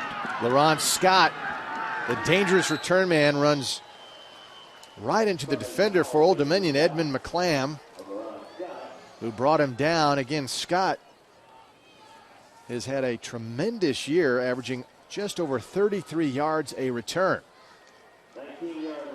That was a 19-yard return for Scott, well below his average. And here comes Georgia Southern. Jabo Shaw 5 for 8 for 91 yards. Through the air. This pistol formation. And the pitch. Again. Huge gaping hole. Dominique Swope could go all the way. Cuts it back, and he will go all the way. How's that for a start of the second half? Wow, what a run for Dominique Swope. 76 yards. A different type formation, a little bit of a gimmicky formation, motion back in to create what amounted to wishbone. Pitches the ball on the perimeter. Paul Morant, the safety, comes down. He does not force the ball back. He lets it get outside, and it's off. I mean, Swope can run. He not only is a big, strong back, but he is fast. Impressive. And the extra point is good. You know, Swope had that towel wrapped around his belt. If that was flag football, you would have grabbed that. And nobody even came close to grabbing the towel. He was untouched. He has 16 carries, 160 yards today, and 2 touchdowns. I think that all started with formation and ODU struggling to get lined up and find their responsibilities. Now look at the running numbers. Robert Brown has been a huge factor. Darian Robinson, 10-yard average. Old Dominion has not figured out this option attack. Once again, when you get out there in the perimeter, the defenders need to feather that quarterback. In other words, try to hold him off, and then get out to the pitch man while the defender coming down out of the secondary, Morant, number 20, he's going to force the pitch back inside. Didn't happen. Big number 57, Brent Moore, the tackle, was out there leading the way for Swope and almost got in his way. Big 57 had to kind of curve to the right as Swope went into the end zone. And so first play from scrimmage, and it's 35-28. It's about what we once again, expected. going back to, Doug, the game 8, they lost to App State, and then they had a narrow win over the Citadel. They made a change. The coaching staff made a change. They inserted William Maxwell, moved him from right guard to center, and went with freshman running back Dominic Swope. And he has really returned the rewards. 165 yards against Wofford, and then 153 against Alabama. Colby Goodwin returns the kick of Billy Greer out to the 25. A nice stop there on special teams by Edwin Jackson. Redshirt freshman out of Atlanta. There he is. Getting some low fives. Tap on the helmet. Telling everybody who'll listen what a tackle that was. Taylor Heineke, 11 for 19, 184 yards, 3 touchdowns, no picks. Again for the season, 23 touchdowns, only 1 interception. Right up the middle. Goodwin on the carry. And as we speak, I see this defense of ODU over there on the sideline. They are in a big huddle trying to determine, hey, what are we going to do? We can't start the second half like this. Again, 3 down linemen, that 34 look. Heineke has all day and has to just throw it out of bounds. Another smart play. He held that ball for a long time back there. Great job by the coverage end of this Georgia Southern defense. The Eagle defense has played pretty doggone well, but not good enough. 3 touchdowns in the red zone. And one big one at the end of the half. 3rd down and 6. ODU's been very good on 3rd down. And there's another first down. Is that? No, that comes out. Prentice Gill had it and then dropped it. Kind of bobbled it. Again, LaRon Scott on the coverage. A great finish by him, Doug. That's double slant. Reed Evans, he wanted that ball. But they went in the double slant here, and he was able to finish the play on Prentice Gill. LaRon Scott was. DeMarco. Again, the 4th down try. They're going to throw a flag. Pass interference. You notice a lot of these fakes are going over to the ODU bench so the coaches can try to help make the calls. I didn't see that. It didn't appear that the ball was catchable. No, it was not. It was severely underthrown. Pass interference, 10 on the defense, 15-yard penalty, previous spot, automatic first down. Josh Rowe, the outstanding linebacker from Opelika, Alabama. He's running away, throwing back across the field. The ball's woefully short, but the referee's going to make a judgment call that the receiver could have come back and caught it. I got to go with the ref on that one. But it's very, very short on the throw. So DeMarco stays in there now at quarterback, and Heineke is out here to the left in the slot. And DeMarco will keep it. Moves it forward for a gain of 2. And they're going to keep him in there at quarterback. And again, Heineke lined out to the left of DeMarco. DeMarco was their all-conference quarterback to start the season. Suffered that ankle injury. 5th week. Has a man. Off the fingertips of Larry Pinkard. And another flag comes flying in. Hudson Presame on the coverage, and he's complaining a bit on that call. Right at the very end, Hudson Presame tugs on the left shoulder as he tries to go for the catch. Larry Pinkard, the biggest of the receivers that they have. He's a 6-footer. Most of these are 5'10", 5'11", 5'8". DeMarco with the fake, throwing deep. It shows you what kind of confidence they have and how they're trying to change things up, throw Georgia Southern a little curveball, keep them off balance. So that's 2 pass interference penalties. That's 30 yards of penalties, and it's 1st and 10 ODU. Ball's on the 38 of Georgia Southern, and Heineke back in at quarterback, or at least has moved back over. Never left the field. And that is out of bounds. Presame on the coverage. The crowd is getting excited here at Paulson Stadium. Again, our officiating crew is from the Ohio Valley Conference. Wally Wrighton is the referee. He's been at it a long time. There's Wally.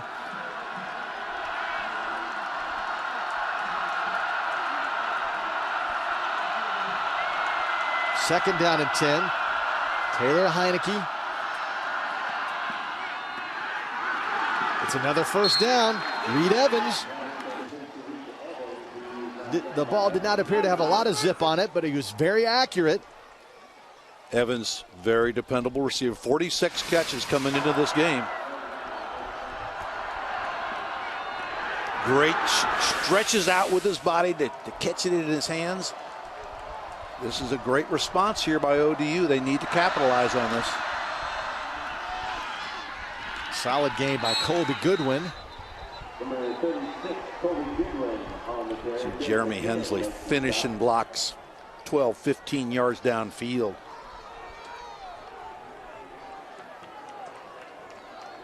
Got this Georgia Southern defense on their heels a little bit after those penalties. They got to regroup, just keep it together. Breaking free. Another first down. Monarchs down to the 5-yard line. We marked it to 6. It's Goodwin again. Goodwin out of Hampton, Virginia. He's finding some big running lanes. That huge offensive line for Old Dominion doing a job. See, they were trying to rip that football free. Goodwin again on the carry. You think these coaches over there on the sideline are into the ball game or what? I don't know what they're saying over there, but there's 2 or 3 different guys calling signals. Quarterback looking over the sideline. Got the dummy signals and the legitimate signals. All sorts of hands are flying. Heineke into the corner of the end zone. It's caught. And a touchdown. Larry Pinkard. The bigger receiver going up for the ball. Long, tall, long-armed. Getting the mismatch with the defender. What a response by ODU with, a couple calls. Throwing the ball right down the chimney, right in the corner of the end zone. That's just a jump ball. Great play. Good coverage, but better catch. Jared Brown ties it up, 35 apiece. 2 pass interference penalties kept that drive going. And Heineke responds with another touchdown strike. Joe Theismann actually helped the coach off the stage along with Coach Vitale and Coach K 20 years ago. After he delivered that speech, Laurent Scott found a gap and then gets knocked down around the 24-yard line. I'll tell you, after that last touchdown, the extra point, Jeff Monken, the head coach at Georgia Southern, he huddled up with Wally Wrighton, the official, the referee, and he was really pleading his case. Did not agree with those pass interference penalties. He wanted an explanation. And I've been there and done that. That doesn't usually get very far, but you want to make it known. Monken has had a beef or two with the officiating crew today. Did not like that chop block call in the first half. Those are big penalties. Jabo Shaw now to the outside. Darian Robinson. That goes for no gain. Well defended. Finally for Old Dominion. They've had trouble with that pitch today. There's Chad King.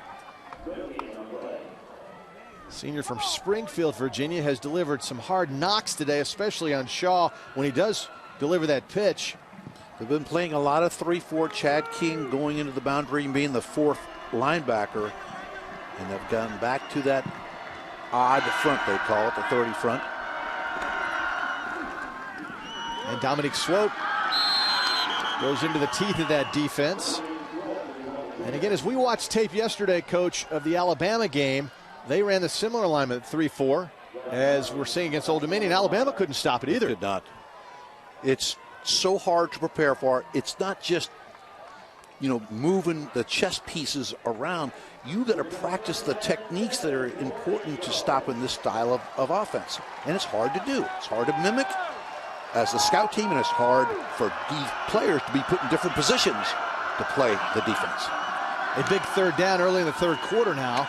Shaw keeps it himself, puts a shot up around the neck, and then rolls forward for a first down. That was played about as well as it could be played with this counter option coming back into the boundary. And you'll see the defensive end try to feather this thing. There's a linebacker right there, cut block, and just makes the first down. Shaw, tough cookie to pick up that first. Dominic Swope delivered a nice block that freed up Jabo Shaw. 1st and 10 from the 35. That time they defended it well, and Shaw falls forward for maybe a yard gain.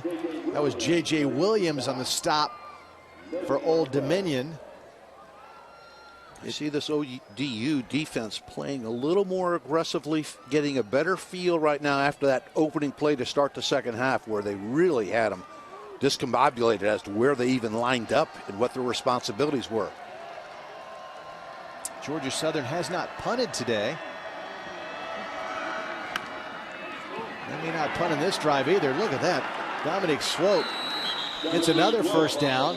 Depends on the mark, but it looks like he got past the 45-yard line.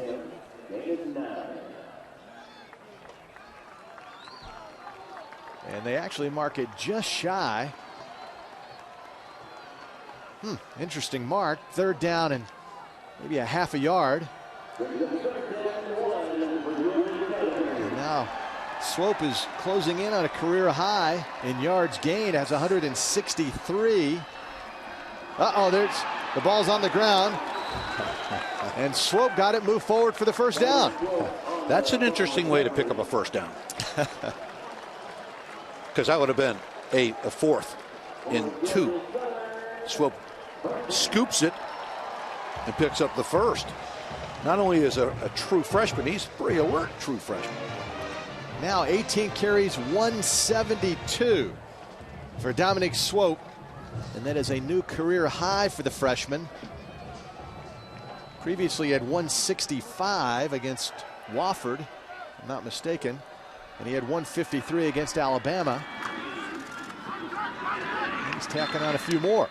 Georgia Southern has lined up 3 straight downs with this tight formation. I just get a feeling they're going to go up top here in a second, explode downfield with another trick type play.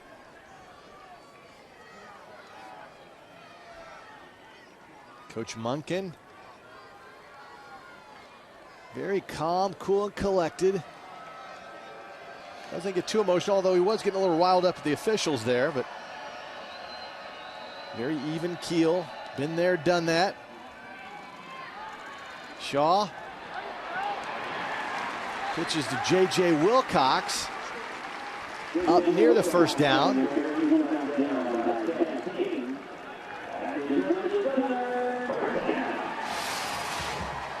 Another look here at another play. It's the counter trap option, pulling the off guard. He has the option again to pitch the ball. Picks up another first down. Good blocking on the perimeter.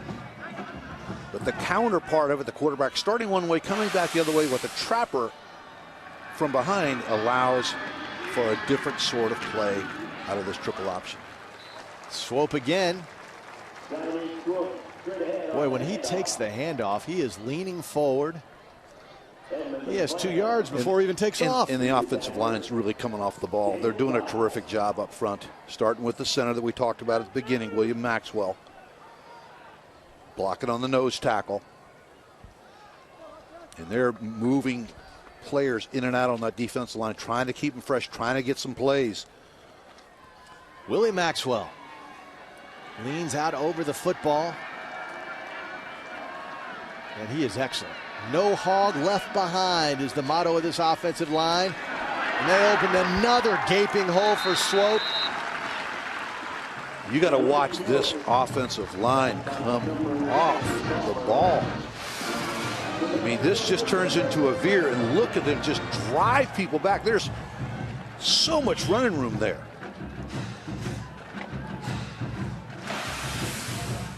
Good look at Billy Maxwell. Quitman, Georgia. Middle of the season, took over that center spot. And I watched him against Alabama. And he was going against some guys that outweighed him about 55, 60 pounds, and he was rooting him out of there. Pitch back, flags down everywhere. It's going to come back for procedure. Jeff Monken called William Maxwell one of the smartest players he's been around, and he called him the best offensive lineman in the Southern Conference. J.J. Wilcox on the carry, and that chop block will bring it back. Illegal shift on the offense. 2 men moving before the snap. 5-yard penalty, first down. All right, so a motion penalty, not the chop block. It appeared that one motion from the referee was the chop, but they'll move it back 5. And Willie Maxwell, he is working hard. You saw him breathing heavy. No quitting that kid. He's had 2 or 3 different nose tackles to block in there, too. And I'm telling you that Chris Burnett, number 90, is one of the best I've seen at that position. He's an anchor. Shaw's first pass of the second half. First or another first down, Zach Walker.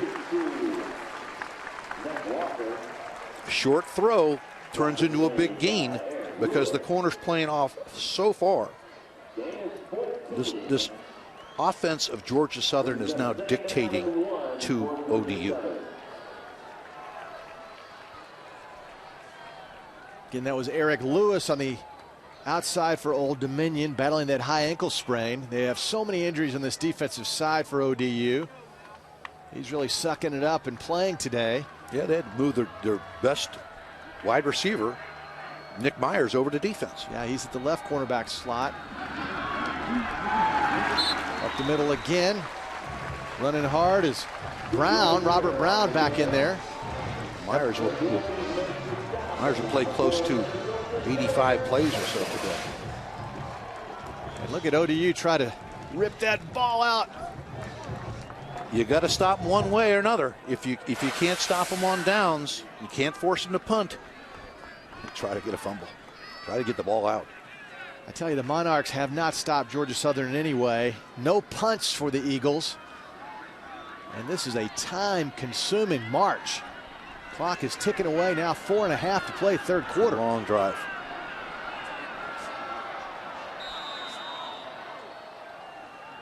And that'll stop the clock. A timeout for Georgia Southern. Jabo Shaw, whose brother Connor is the quarterback at South Carolina for Steve Spurrier, comes over to talk to Jeff Monken. And we get a breath. It's been back and forth.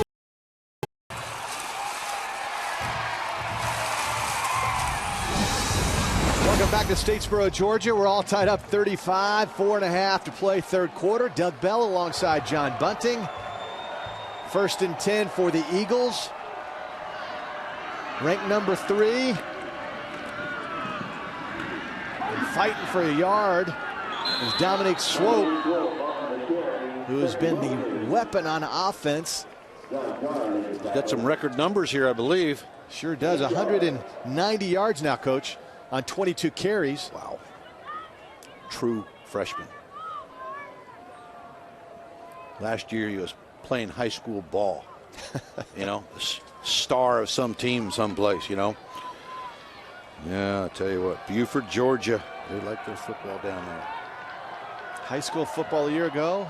85-yard touchdown against Alabama in Tuscaloosa. 190 today in the playoffs. And the pitch. Nico Hickey. Touchdown, Georgia Southern.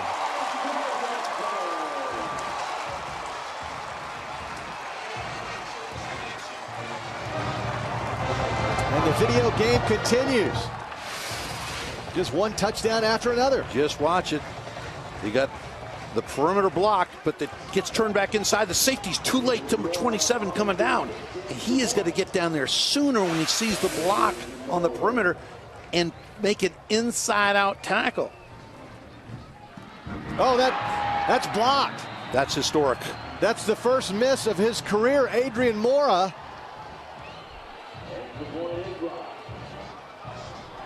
He had made 153 consecutive extra points until that one is blocked, and that is big. He's shaking his head. He's never in his career experienced a miss. Big number 55, Eric Saylor, blocks it. That's Eric Saylor got his big hand up there to block Adrian Mora's extra point to stop his phenomenal streak, and now it's just a 6-point game. And this is not unusual. Last week against Norfolk State, they had 2 blocks. That was on a field goal. And then, of course, the last drive.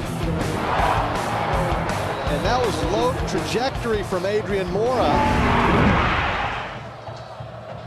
And big 55 Eric Saylor got his hand up there, and now it's a 6-point game. Michael Ziskowski is the special teams coach for ODU, and they pride themselves in blocks and doing things with special teams. They had 10 coming in to the game. Colby Goodwin cutting back. Finds a lane on the outside, and he's finally brought down around the 40-yard line, so an excellent return. And now ODU has an opportunity, if they score, to take their first lead of the game. Look at those special teams for ODU. 11th block kick this season, 5 of the field goals, 5 punts, and that was the first extra point they blocked. Bobby Wilder told us as we spoke to him this week, boy, they take pride in their special teams. Heineke has his man right on the out-of-bounds line. As Reed Evans, and moving the chains, the Monarchs. Again, a remarkable story. Only their 3rd season of football after a 69-year hiatus. And the folks in Norfolk, Virginia are eating it up. They sell out the stadium. It's a great facility. Heineke looking deep, and Prentice Gill. Last drive, the 2 penalties. This was on the fake punt on 4th down. They called that on Josh Rowe. And then the deep pass, Presame, and that set up the touchdown. So 30 yards of penalties kept that last drive alive. Now 2nd down and 10. Angus Harper Big number 66, Brent Russell. I guarantee he's in the bottom of that pile somewhere. There he is. The last couple throws of that ODU drive, the last time out, came against Presame, number 21. And I can see Prentice Gill over there jawing with him right now. There's some trash talking going on in this field. These kids are competing, and they're talking. They got to back it up. Big third down, although we know ODU will go for it on fourth down. That's almost a given. Third down and a long 9. Heineke. Lots of time. He should just run. Go pick it up. And he's out of bounds. Short. About a yard short. Chased out of bounds by John Douglas. Good coverage, Coach. Very good. Too much time. They ran a game inside with their defensive front. It didn't get there, and then he escaped to the outside. 4th and 1. Heineke. Ball's batted down. No flags. It's turned over on downs. That excites the home folks here in Statesboro. Heineke would like to have this one back. It's the double slant again, and he goes to the inside receiver this time. And an end drops off in the coverage. I think that's John Douglas.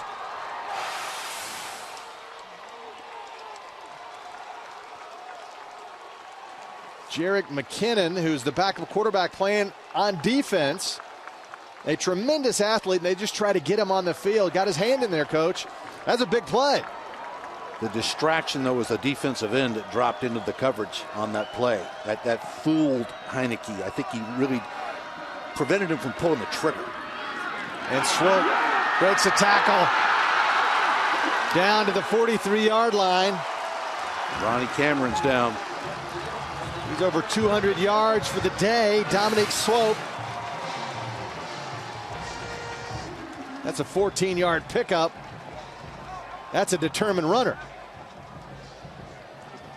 And that's their all-star Ronnie Cameron down on the field for ODU. The Defensive Player of the Year in the Colonial Athletic Association. What a day for Dominique Swope, 206 yards. He has power, Coach, and he's elusive. He has great balance. You know, a 6-footer weighing 207, 210 pounds that runs like that. And we saw it against Alabama, and here he's doing it today in this second round of the FCS playoffs. And again, one thing you notice, and we broke down a lot of tape from Georgia Southern this week. Not only is the offensive line anchored by Willie Maxwell at center, very good at what they do, but the wide receivers, boy, they get out there and block. It's a hat and a hat. Yeah, A-backs, the wide receivers, very disciplined group. Career high, 23 carries, 206. And they moved Blake DiBartola from left guard to left tackle because Bird couldn't play, and Zach Lonis, number 62, steps up at the left guard. Great effort by this offensive line. And Swope continues to carry the load.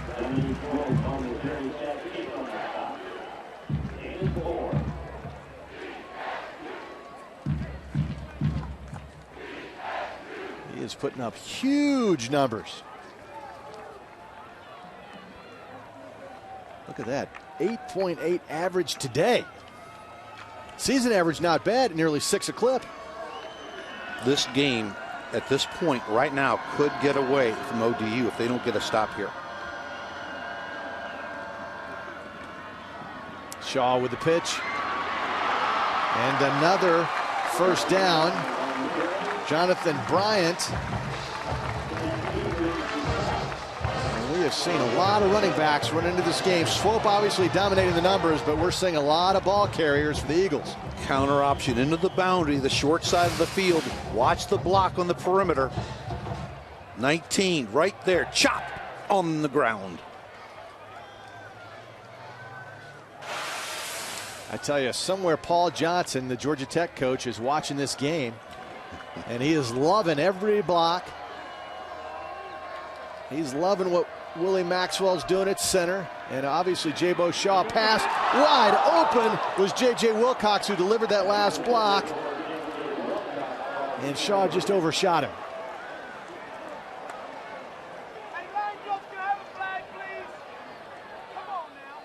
Jeff Munkin saw 6 points on that one if they could have hooked up. This is what the triple option can do to secondaries. You get so involved with trying to stop the run. Oh, Coach Munchkin said, hey, Coach Munkin, he is a ball coach now. I tell you what. That's about as animated as he gets. You know he burns fiercely underneath. Second down. Another first down. Down to the 15 is Dominique Swope. That was a 17-yard pickup. Boy, this young man with a quarter to go could put up some record-setting numbers. Adrian Peterson, the great running back from Georgia Southern, not the one that plays for the Vikings, but the one that played here. He's watching this game somewhere. I remember doing that. Here's the scores from around the games. Maine leads App State at half. Montana way ahead of Central Arkansas. North Dakota State, James Madison, and Wofford, Northern Iowa a little bit later on. They'll be playing that Wofford, Northern Iowa game inside the dome, the Uni Dome. And that's the end of the third quarter. Here in Statesboro, Georgia, just 1 quarter to go. They've won 6 national championships. Maybe this is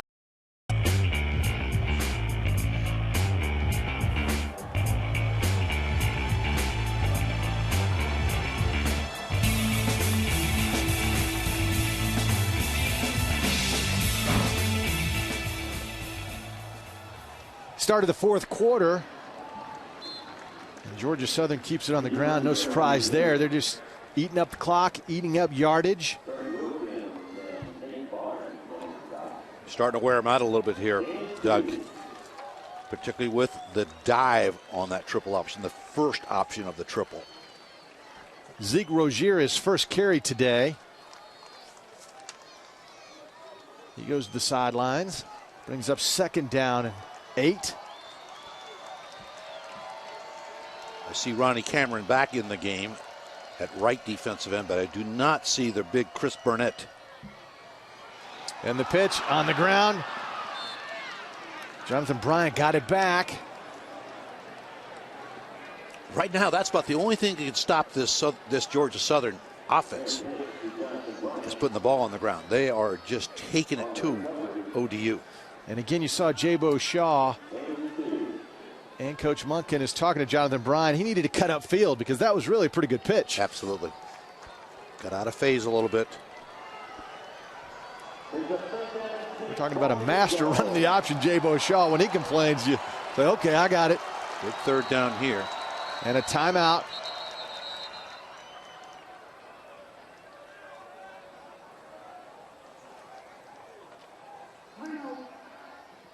Old Dominion calls timeout. That's their first timeout. And when you think Georgia Southern, you think 6 national championships. It started back in 1985. Irk Russell's first. Tracy Ham, who was their outstanding quarterback from Alachua, Florida, to Frankie Johnson. And then 1986, Georgia Southern beats Arkansas State. Again, Tracy Ham was the MVP of that game. 1989, Coach Russell's 15-0 team. Ernest Thompson over the top. Irk, the Eagle, retires after that one. Very next year, Alex Nash, the interception, seals the win over Nevada. Coach Stowers was running the show then, and then in 99, the run. Adrian Peterson, Jim Tressel, and the Penguins had no answer. He ran for 333 yards. They couldn't stop him. Coach Tressel said, we tried everything, just couldn't stop him. And then in 2000, Peterson again, the muddy track against Montana. Those were the 6 And the ball goes out of bounds. I don't think ODU got control of that ball. Yes, they say they did. Oh my. We're going to have to take a look at this one. It's the only thing that could have stopped him. Looked like the fumble was out of bounds. Now one more look. There's the pitch. Off Darian Robinson. Where is the ball? Gets possession right there before his foot slides out of bounds. Good call. Craig Wilkins, first team All-Colonial Athletic Association, skidded out of bounds. What a break. That is huge. For ODU. That would have sealed the deal, I do believe, a touchdown there. I think so. So new life, even though they're on the 2-yard line.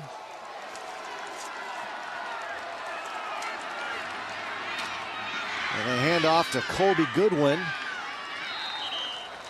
Georgia Southern trying to strip that ball from Goodwin, trying to get it right back. Still a lot of time. This ODU offense has been over the sideline quite a bit during this third quarter. It's time for them to mount a drive here themselves. Even if it's deep in your own territory, you got to find a way to get out. 2nd down and 8. Heineke flushed out of the pocket. Has his man, Prentice Gill. Pressure up the middle. Terrific job by Heineke. Poised to get outside and make a really good throw to Gill. Senior receiver. 3rd down and 1. But it's a long one, almost 2 yards. Heineke has his man. There's the 1st down. Prentice Gill again.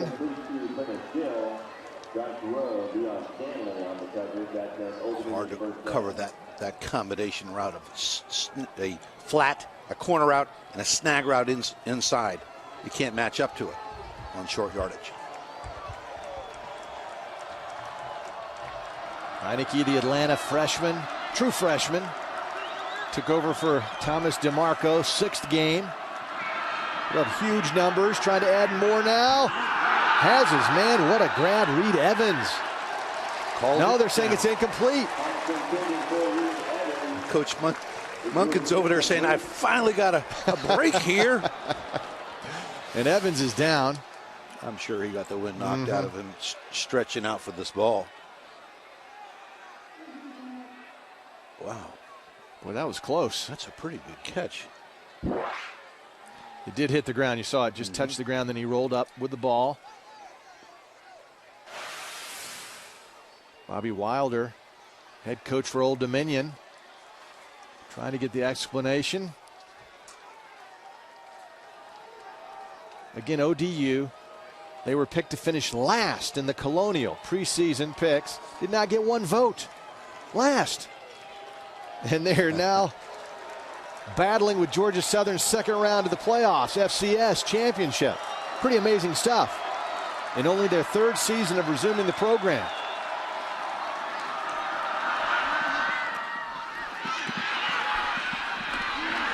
Heineke completes another one to Larry Pinkard.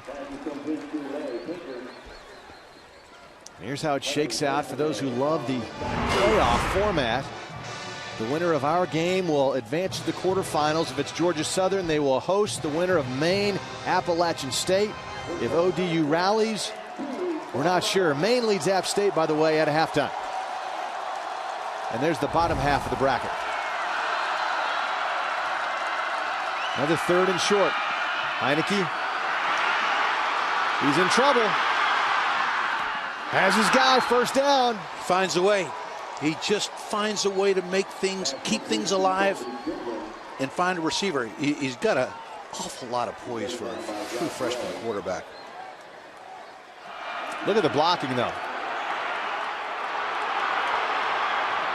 Out of Atlanta, Georgia. 3 times the Colonial Athletic Association freshman quarterback of the week.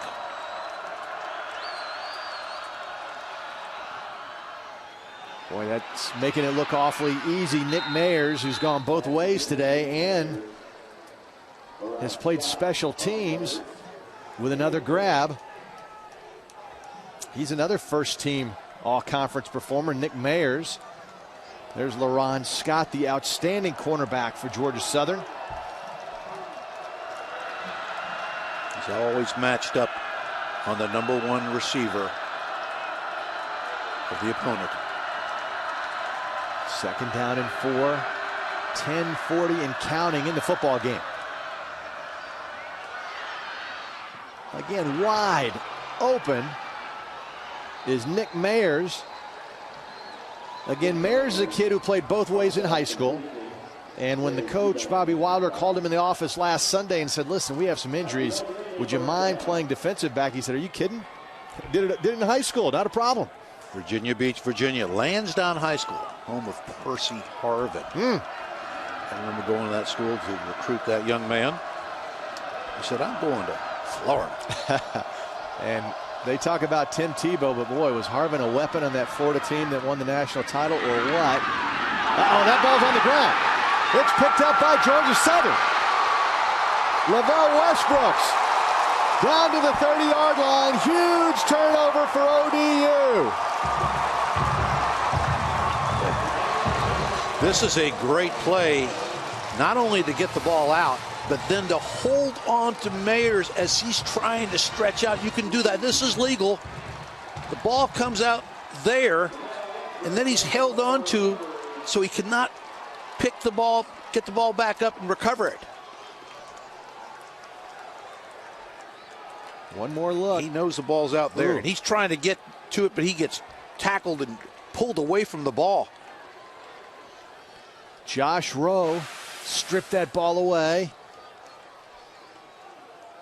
Lavelle Westbrooks recovered the ball, and now they're checking out that left knee. Took a shot on that knee. Now Josh Rowe is coming from the middle linebacker position to get in on, participate in that tackle and strip the ball. It shows you what team speed they have and what discipline they have to finish plays. Just when ODU starts to mount the drive to get back in this game,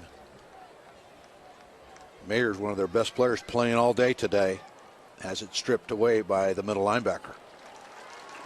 Boy, that's a good sign. He hopped right up. Let's see if he walks off. Yeah, he's going to walk off on his own. Another Georgia native playing for this Georgia Southern football team.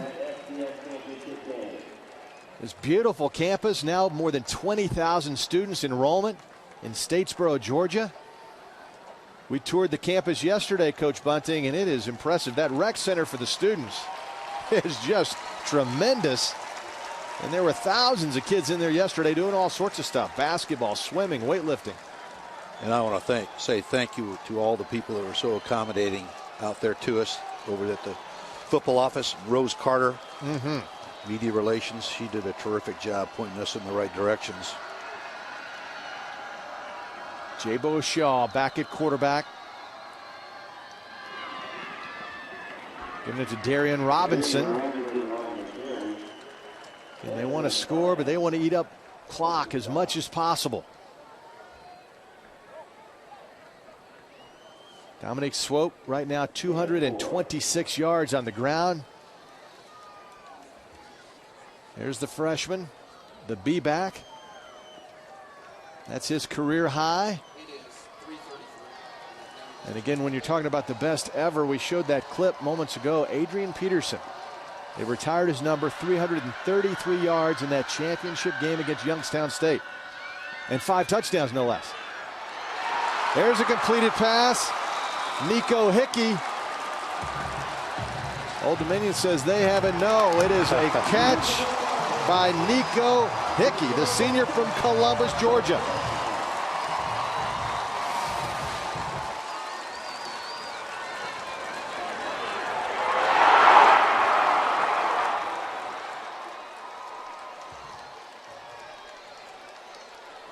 That dual possession goes to the offense. inside the 5-yard line. 1st and goal. Shaw keeps it himself. Takes a pop. It's down to the 1. That was helmet to helmet. Tough kid. He is a tough quarterback. I saw him take some shots against Alabama. I mean, they made no bones about it. They were going to take him out, and he just kept getting up. Listen to this hit here. Jabo Shaw on the carry. That's rough and tumble football, folks. Love it. Throwback. Shaw keeps it himself. No signal as of yet. He did. He plunged into the end zone. Touchdown, Georgia Southern. Jabo Shaw. They're going to go for 2. Coach Munkin said, get back out there. We need 2. Again, to make it a 14-point cushion. Still 8 minutes and 15 seconds remaining. Got my old trusty 2-point conversion chart out there, and sure it does. Up by 12, go for 2. Did you have that chart on the sidelines, Coach? Always had it. Yeah, I was talking with Gary Tranquil, my old offensive coordinator. He would be reminding me, Coach, I'm out there in front of you, man. And they whistle that dead before the snap. So make this 2-point conversion a little harder. Timeout. Oh, Georgia they got the Southern. timeout. Good. Got the timeout.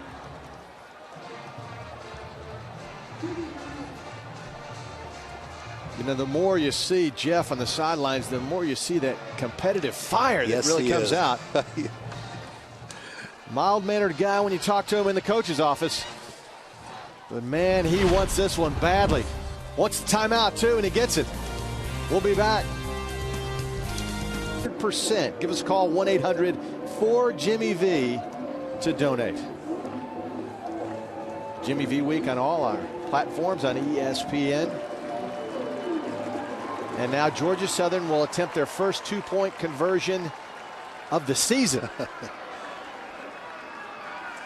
Adrian Moore, their kicker, had not missed an extra point in his entire career. He's a senior. The last one was blocked. Thus the 2-point attempt. You saw Freedom, who's ready to fly high if this goes in.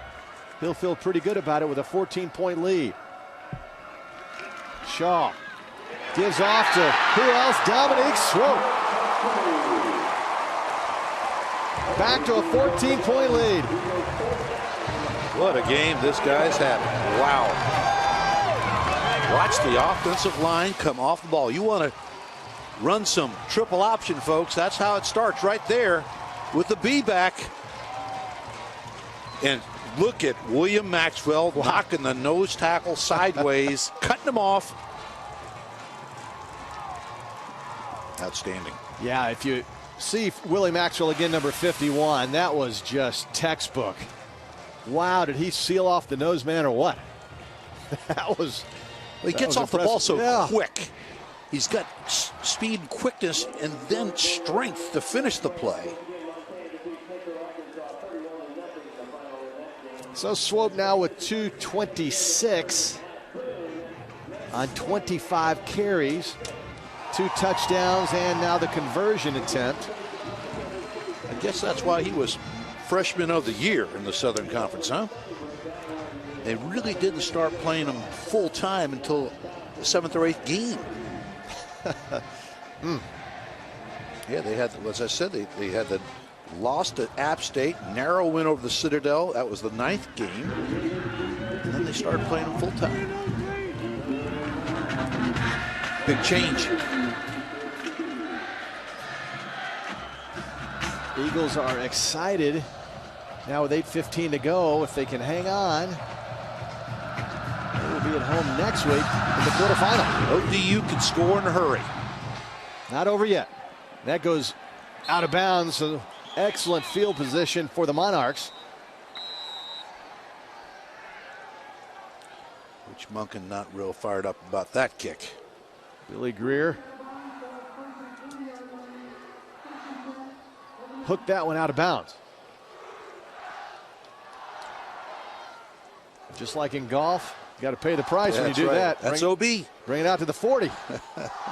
And you don't get a provisional. No. So here come the Monarchs. They've been unable to stop Georgia Southern, who has not punted today. Just think about that. You know, you don't punt the football for 3.5 quarters.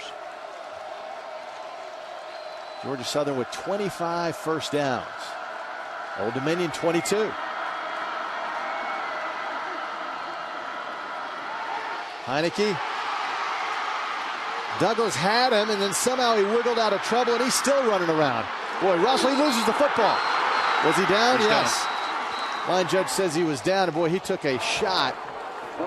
Shades of Roger Staubach out there. Brent Russell delivered a lick. I mean, he's down 3 times. People got hands on him. He's clearly down on the ground. Good call. 2nd down and 5. John Douglas had him by the jersey, and he broke free.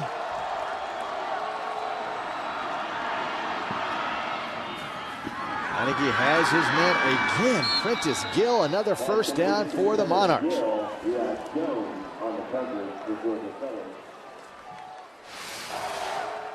Running the deep slant. Good fake it outside, then comes back inside. Pass complete to Prentice Gill. I mean, I got to give Georgia Southern a lot of credit. They are out there trying to play hard inside man-to-man coverage, and Prentice Gill just got him lined up and broke inside. It's a rhythm throw by the quarterback. We'll check the flag. Again, our officiating crew from the Mo Valley. Wally Wrighton is our referee.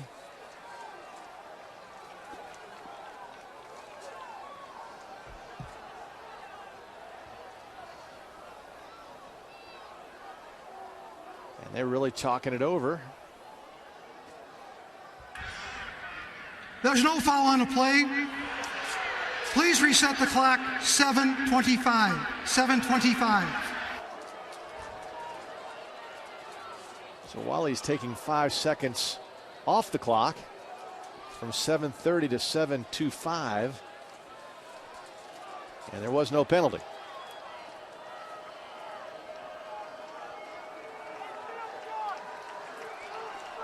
Jeff Munskin, 44 years old.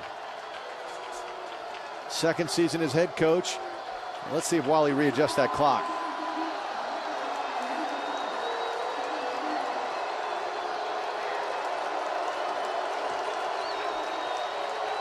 Brent Russell's number 66, their All-American, is getting the crowd fired up. Stirring it up, isn't he? Look at him bounce around out there.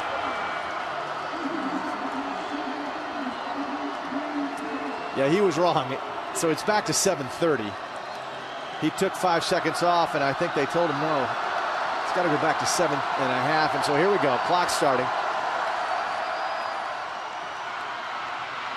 Goodwin on the outside, weaving in and out of traffic, and it goes for a first down. Picks up 12. Here's some scores now from the 2nd round. Elsewhere, Maine is clobbering App State. That's a shocker.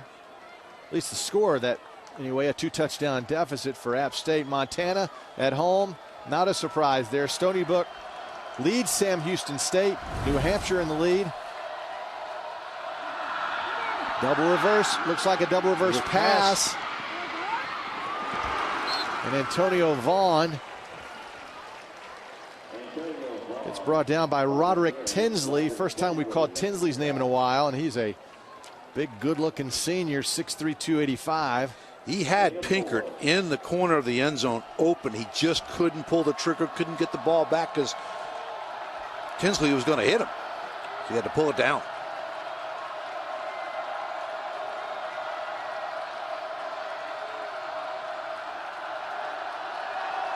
Heineke changing the play.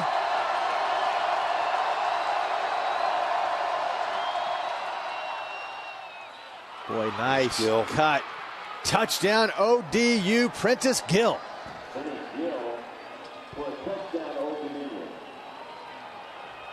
Well. A lot of time left, 6:21.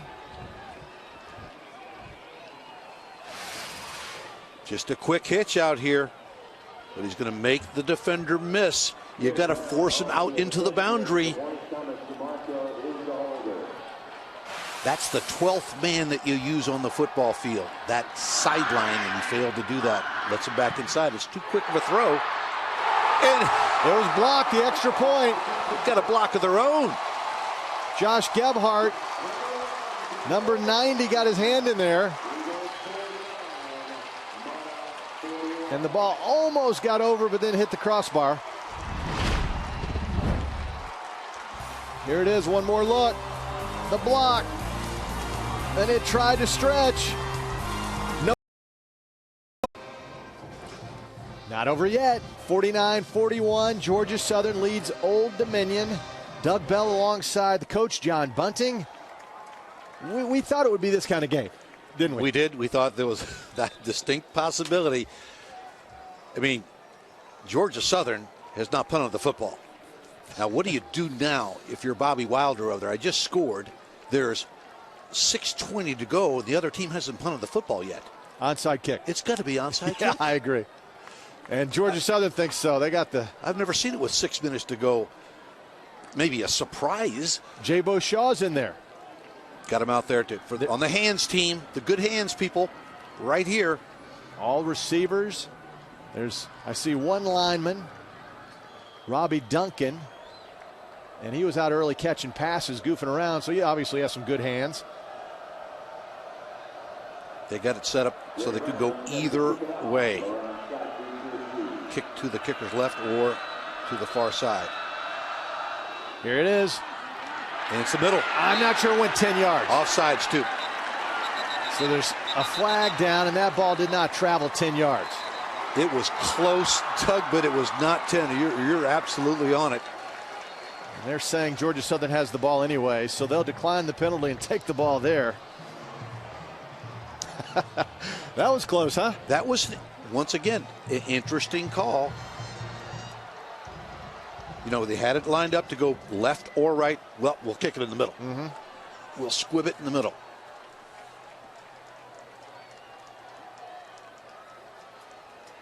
First down, Georgia Southern. Now, again, it has to go to the 40-yard line, has to go 10 yards. The kicker usually tries to cover this ball, which he does there. And he got out in front of it. They had some blockers out in front of him, but... From the end of the recovery, 1st and 10, Georgia Southern. 9.5 yards to travel. It was well executed, except the kicker just needed to let it go a little longer, although they were offsides. That would have nullified it anyway. If ODU had recovered, they would have had to re-kick. As it is, they get the 5 yards on the penalty tacked on. So Georgia Southern's in business.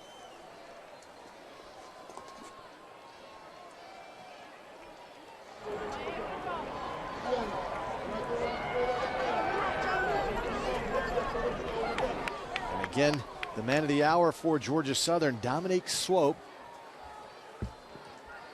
226 yards. Taylor Heineke has thrown for 308 and 5 touchdowns for the Monarchs. He's played well. 23 of 37. 308 and 5 TDs through the air. Swope again.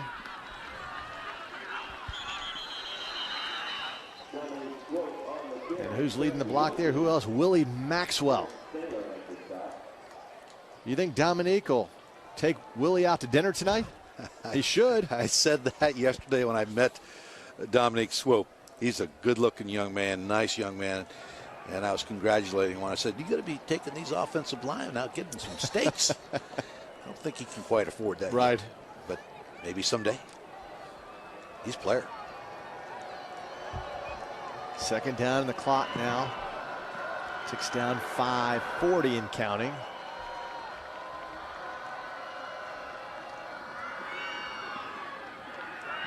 Still on his feet. Finally goes down.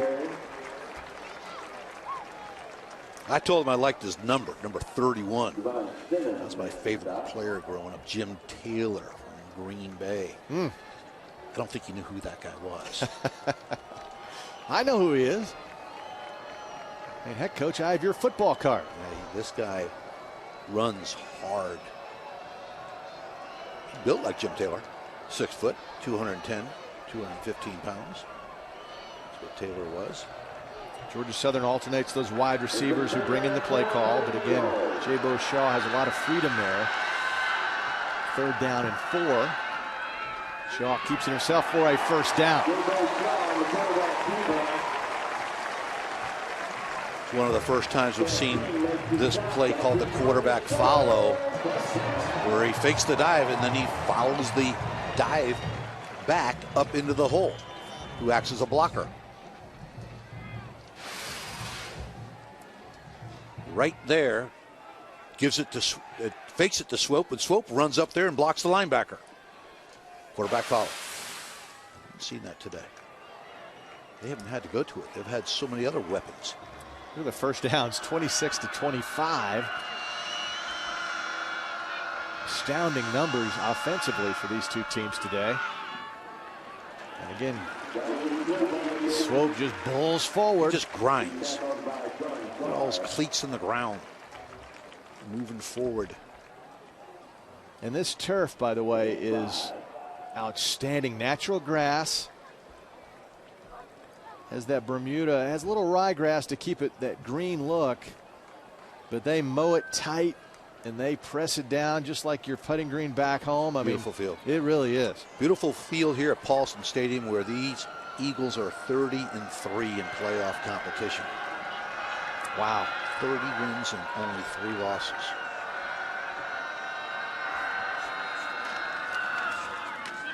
And Swope again breaks tackles, another first down for Dominique Swope.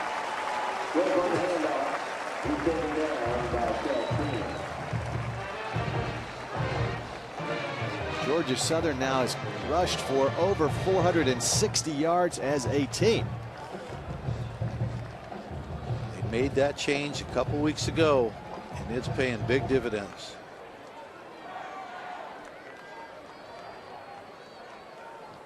Again, we've given a lot of credit to Willie Maxwell, deservedly so, but Zach Lonis, the left guard, Trevor McBurnett, the right guard, DiBartola is the big left tackle, and Brent Moore at right tackle. They all deserve credit as Swope takes it close to another touchdown. They're just wearing the nose tackle and the 2 inside backers out right now. Burnett left this game some time ago. The starting nose tackle for ODU has not been back, and they have not been the same, particularly against that B-back. I mean, he made some yards in the first half, but they are just dominating right now. The big guys up front are gassed. Ronnie Cameron there on your screen. Defensive Player of the Year for ODU. He needs some help in there. Swope loses the football, but I think he crossed the plane. No signal. They're going to wait to see who recovers it. It is a touchdown. Recovered by the Eagles in the end zone.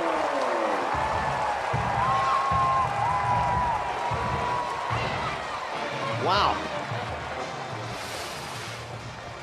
Nico Hickey recovered the ball in the end zone. There's Nico jumping on it right there.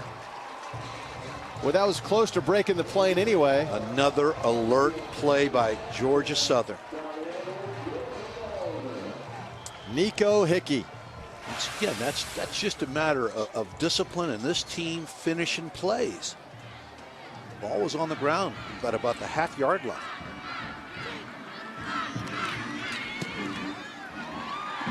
And Mora misses the extra point. So after making 151 in a row in his career, he had one blocked and now misses it. What a day it's been. If you like offense, 55-41. The scoreboard, they're going to have to check the bulbs in the scoreboard. They've been lighting up. It is hot, that scoreboard. And Dominique Swope, look at those numbers, 255, Coach. And Heineke, 308 through the air and 5 touchdowns. Impressive stuff. Georgia Southern will advance. And right now, Maine is sticking it to Appalachian State. So it looks like it's going to be the Black Bears taking on the Eagles in the quarterfinals. Another Colonial Athletic Association team. Fair catch, call for it at 32. I've seen Maine play. They're pretty good. So let's see if Taylor Heineke can add to his numbers, which I'm sure he will. And this young man, again, keep in mind, true freshman. He has 25 touchdowns on the season and one interception. Incredible. It's just amazing. I don't think I've ever heard of numbers like that before. No, and he has a real knack for escape, making positive yards when people collapse the pocket.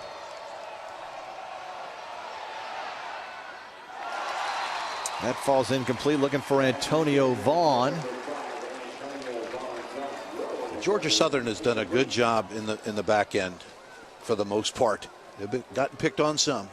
This ODU outfit is really good throwing the football, and they've scored some touchdowns and made some yards, but they've done a decent enough job to help their offense score a lot of points, get the ball back.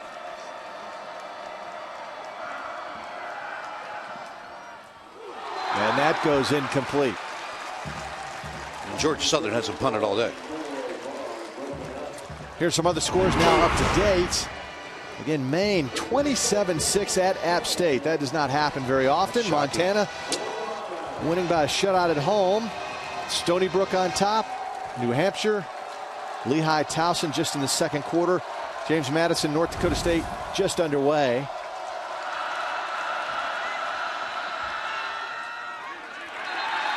Vaughn catches that one inbounds. And again, Coach, we need to give a little credit to Old Dominion. What a year they have had. I mean, what a phenomenal year in their third season of resurrecting this program. And here they are, Georgia Southern, second round of the playoffs. First time playoff eligible, they go to the playoffs. That's amazing. Bobby Wilder is going to be very proud of his group, his coaching staff. Boy, that was a terrific grab by Prentice Gill, who has impressed me today. He's only 5'11". He plays much bigger than that. At the very top, the very height of this ball, he comes down with it. Leaping catch in the hands, brings it to the ground. Whether it's Riyad Jones or Hudson Presame, they have had trouble handling Prentice Gill. Looking for a sixth touchdown of the day to Nick Myers, goes incomplete.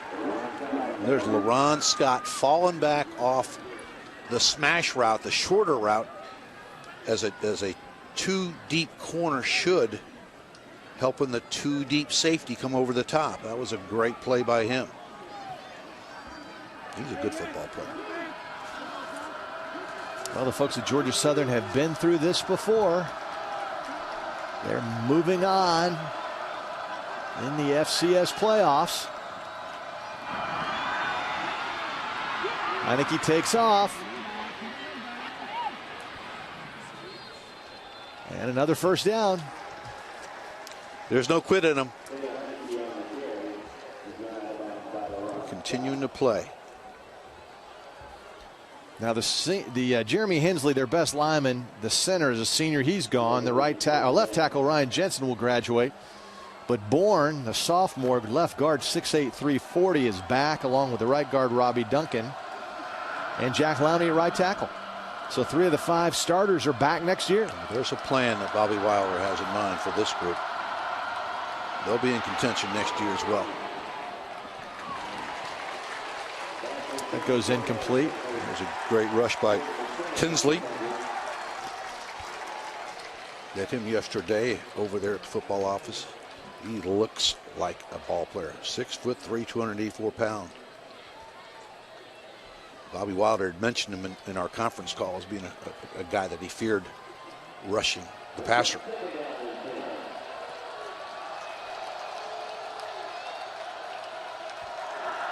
Second down and 10.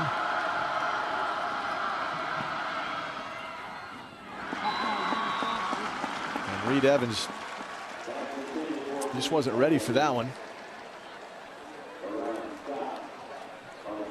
Get a little glare in the receiver's eyes as the sun sets here on in the west. They go towards the east end zone. You look back in that.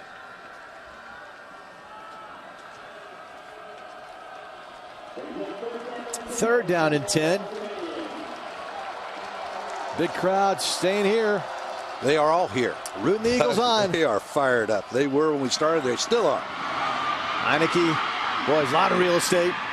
He runs it in for a touchdown. 5 through the air and now 1 on the ground for Taylor Heineke. What a day. He's not bad, is he, huh? What a day. What a ball game.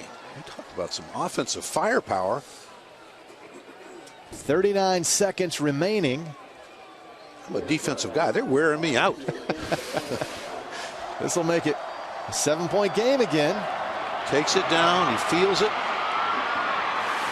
He's got a little giddy up in his step. So the extra point is good, and we'll have another onside kick. The last one was close.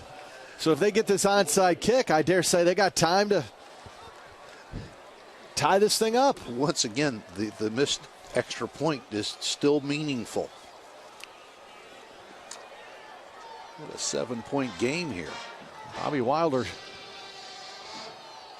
still revved up on the sidelines. These are always scary as the head coach of the team that's on top. Believe me. Boy, if you're Georgia Southern, wow, you got to get this one. Because Heineke is dangerous. 39 seconds, plenty of time. And let's say they do recover the onside kick. They have 2 timeouts in 30 seconds. For ODU, that's a lot of time. That's a lot of time. Once again, what we said earlier, I mean, these guys keep playing. They're in the game again.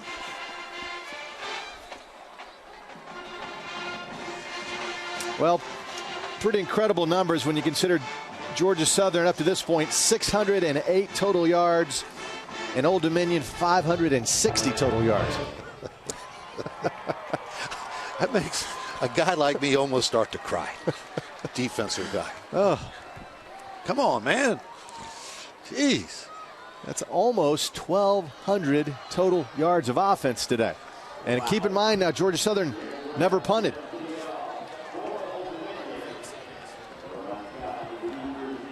Well, they have, I bet you, another plan. They went with the squib? The squib, the middle squib last time.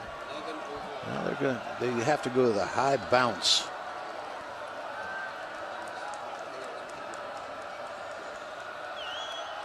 There it is. Oh, I don't think it went 10, did it? No, I didn't think it did. I don't think there's any way that ball traveled 10 yards. I didn't think it did. I haven't seen an official make a ruling as of yet. He clearly recovered that ball airborne on about the 39. And that's what they're calling. That was a pretty doggone kick. The kicker short of the 10-yard line. First down, Georgia Southern. That was close. Really close. What a great kick. It was one. Oh, look at Bobby Wilder. Blair Roberts jumped up and caught that ball. Now they're throwing the flag on Bobby Wilder, who's losing control a bit here. No, his team's played too well. And you're not going to change anybody's mind now. So his get-back coach, he needs to get over there and he's done a great job this year. That was a very, very fine kick, but just not quite good enough.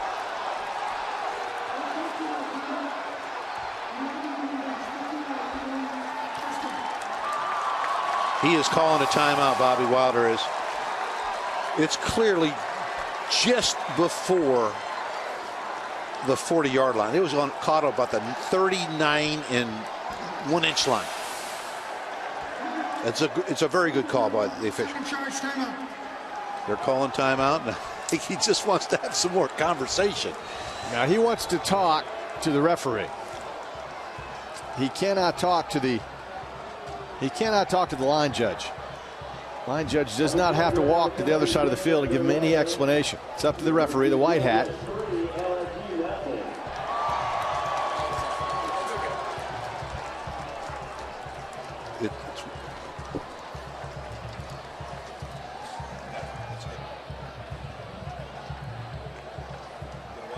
.39.5 seconds left to play. ODU now with 1 timeout remaining, and Bobby Wilder pleading his case, but you can't do anything about it now. It's over.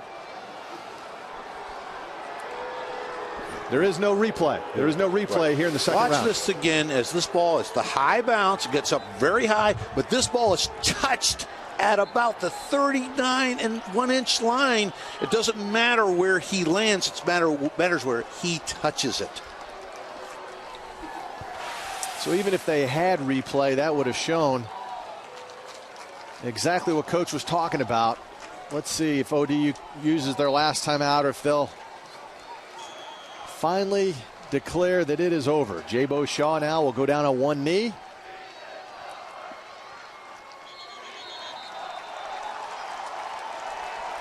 And that should do it.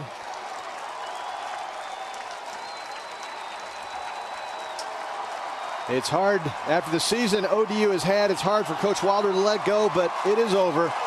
Georgia Southern. What a pleasure to be part of this ball game. Georgia Southern a winner 55-48. Jeff Monken will shake hands with Coach Wilder. And the Eagles will move on to round number 3, the quarterfinals. As we look at the brackets, Georgia Southern, the 3 seed, will host next Saturday against either Maine or Appalachian State. And right now Maine is up comfortably in that football game, so it looks like the Black Bears are coming here next Saturday. Yep. So for John Bunting and our entire ESPN3 crew, I'm Doug Bell saying so long from Statesboro, Georgia, where the final score is 55-48. To watch this entire game on replay as well as other games on ESPN, log on to watchespn.com or download the Watch ESPN app. Thanks again, everybody, for watching. Freedom is soaring high today. This has been a presentation of ESPN, the worldwide leader in sports.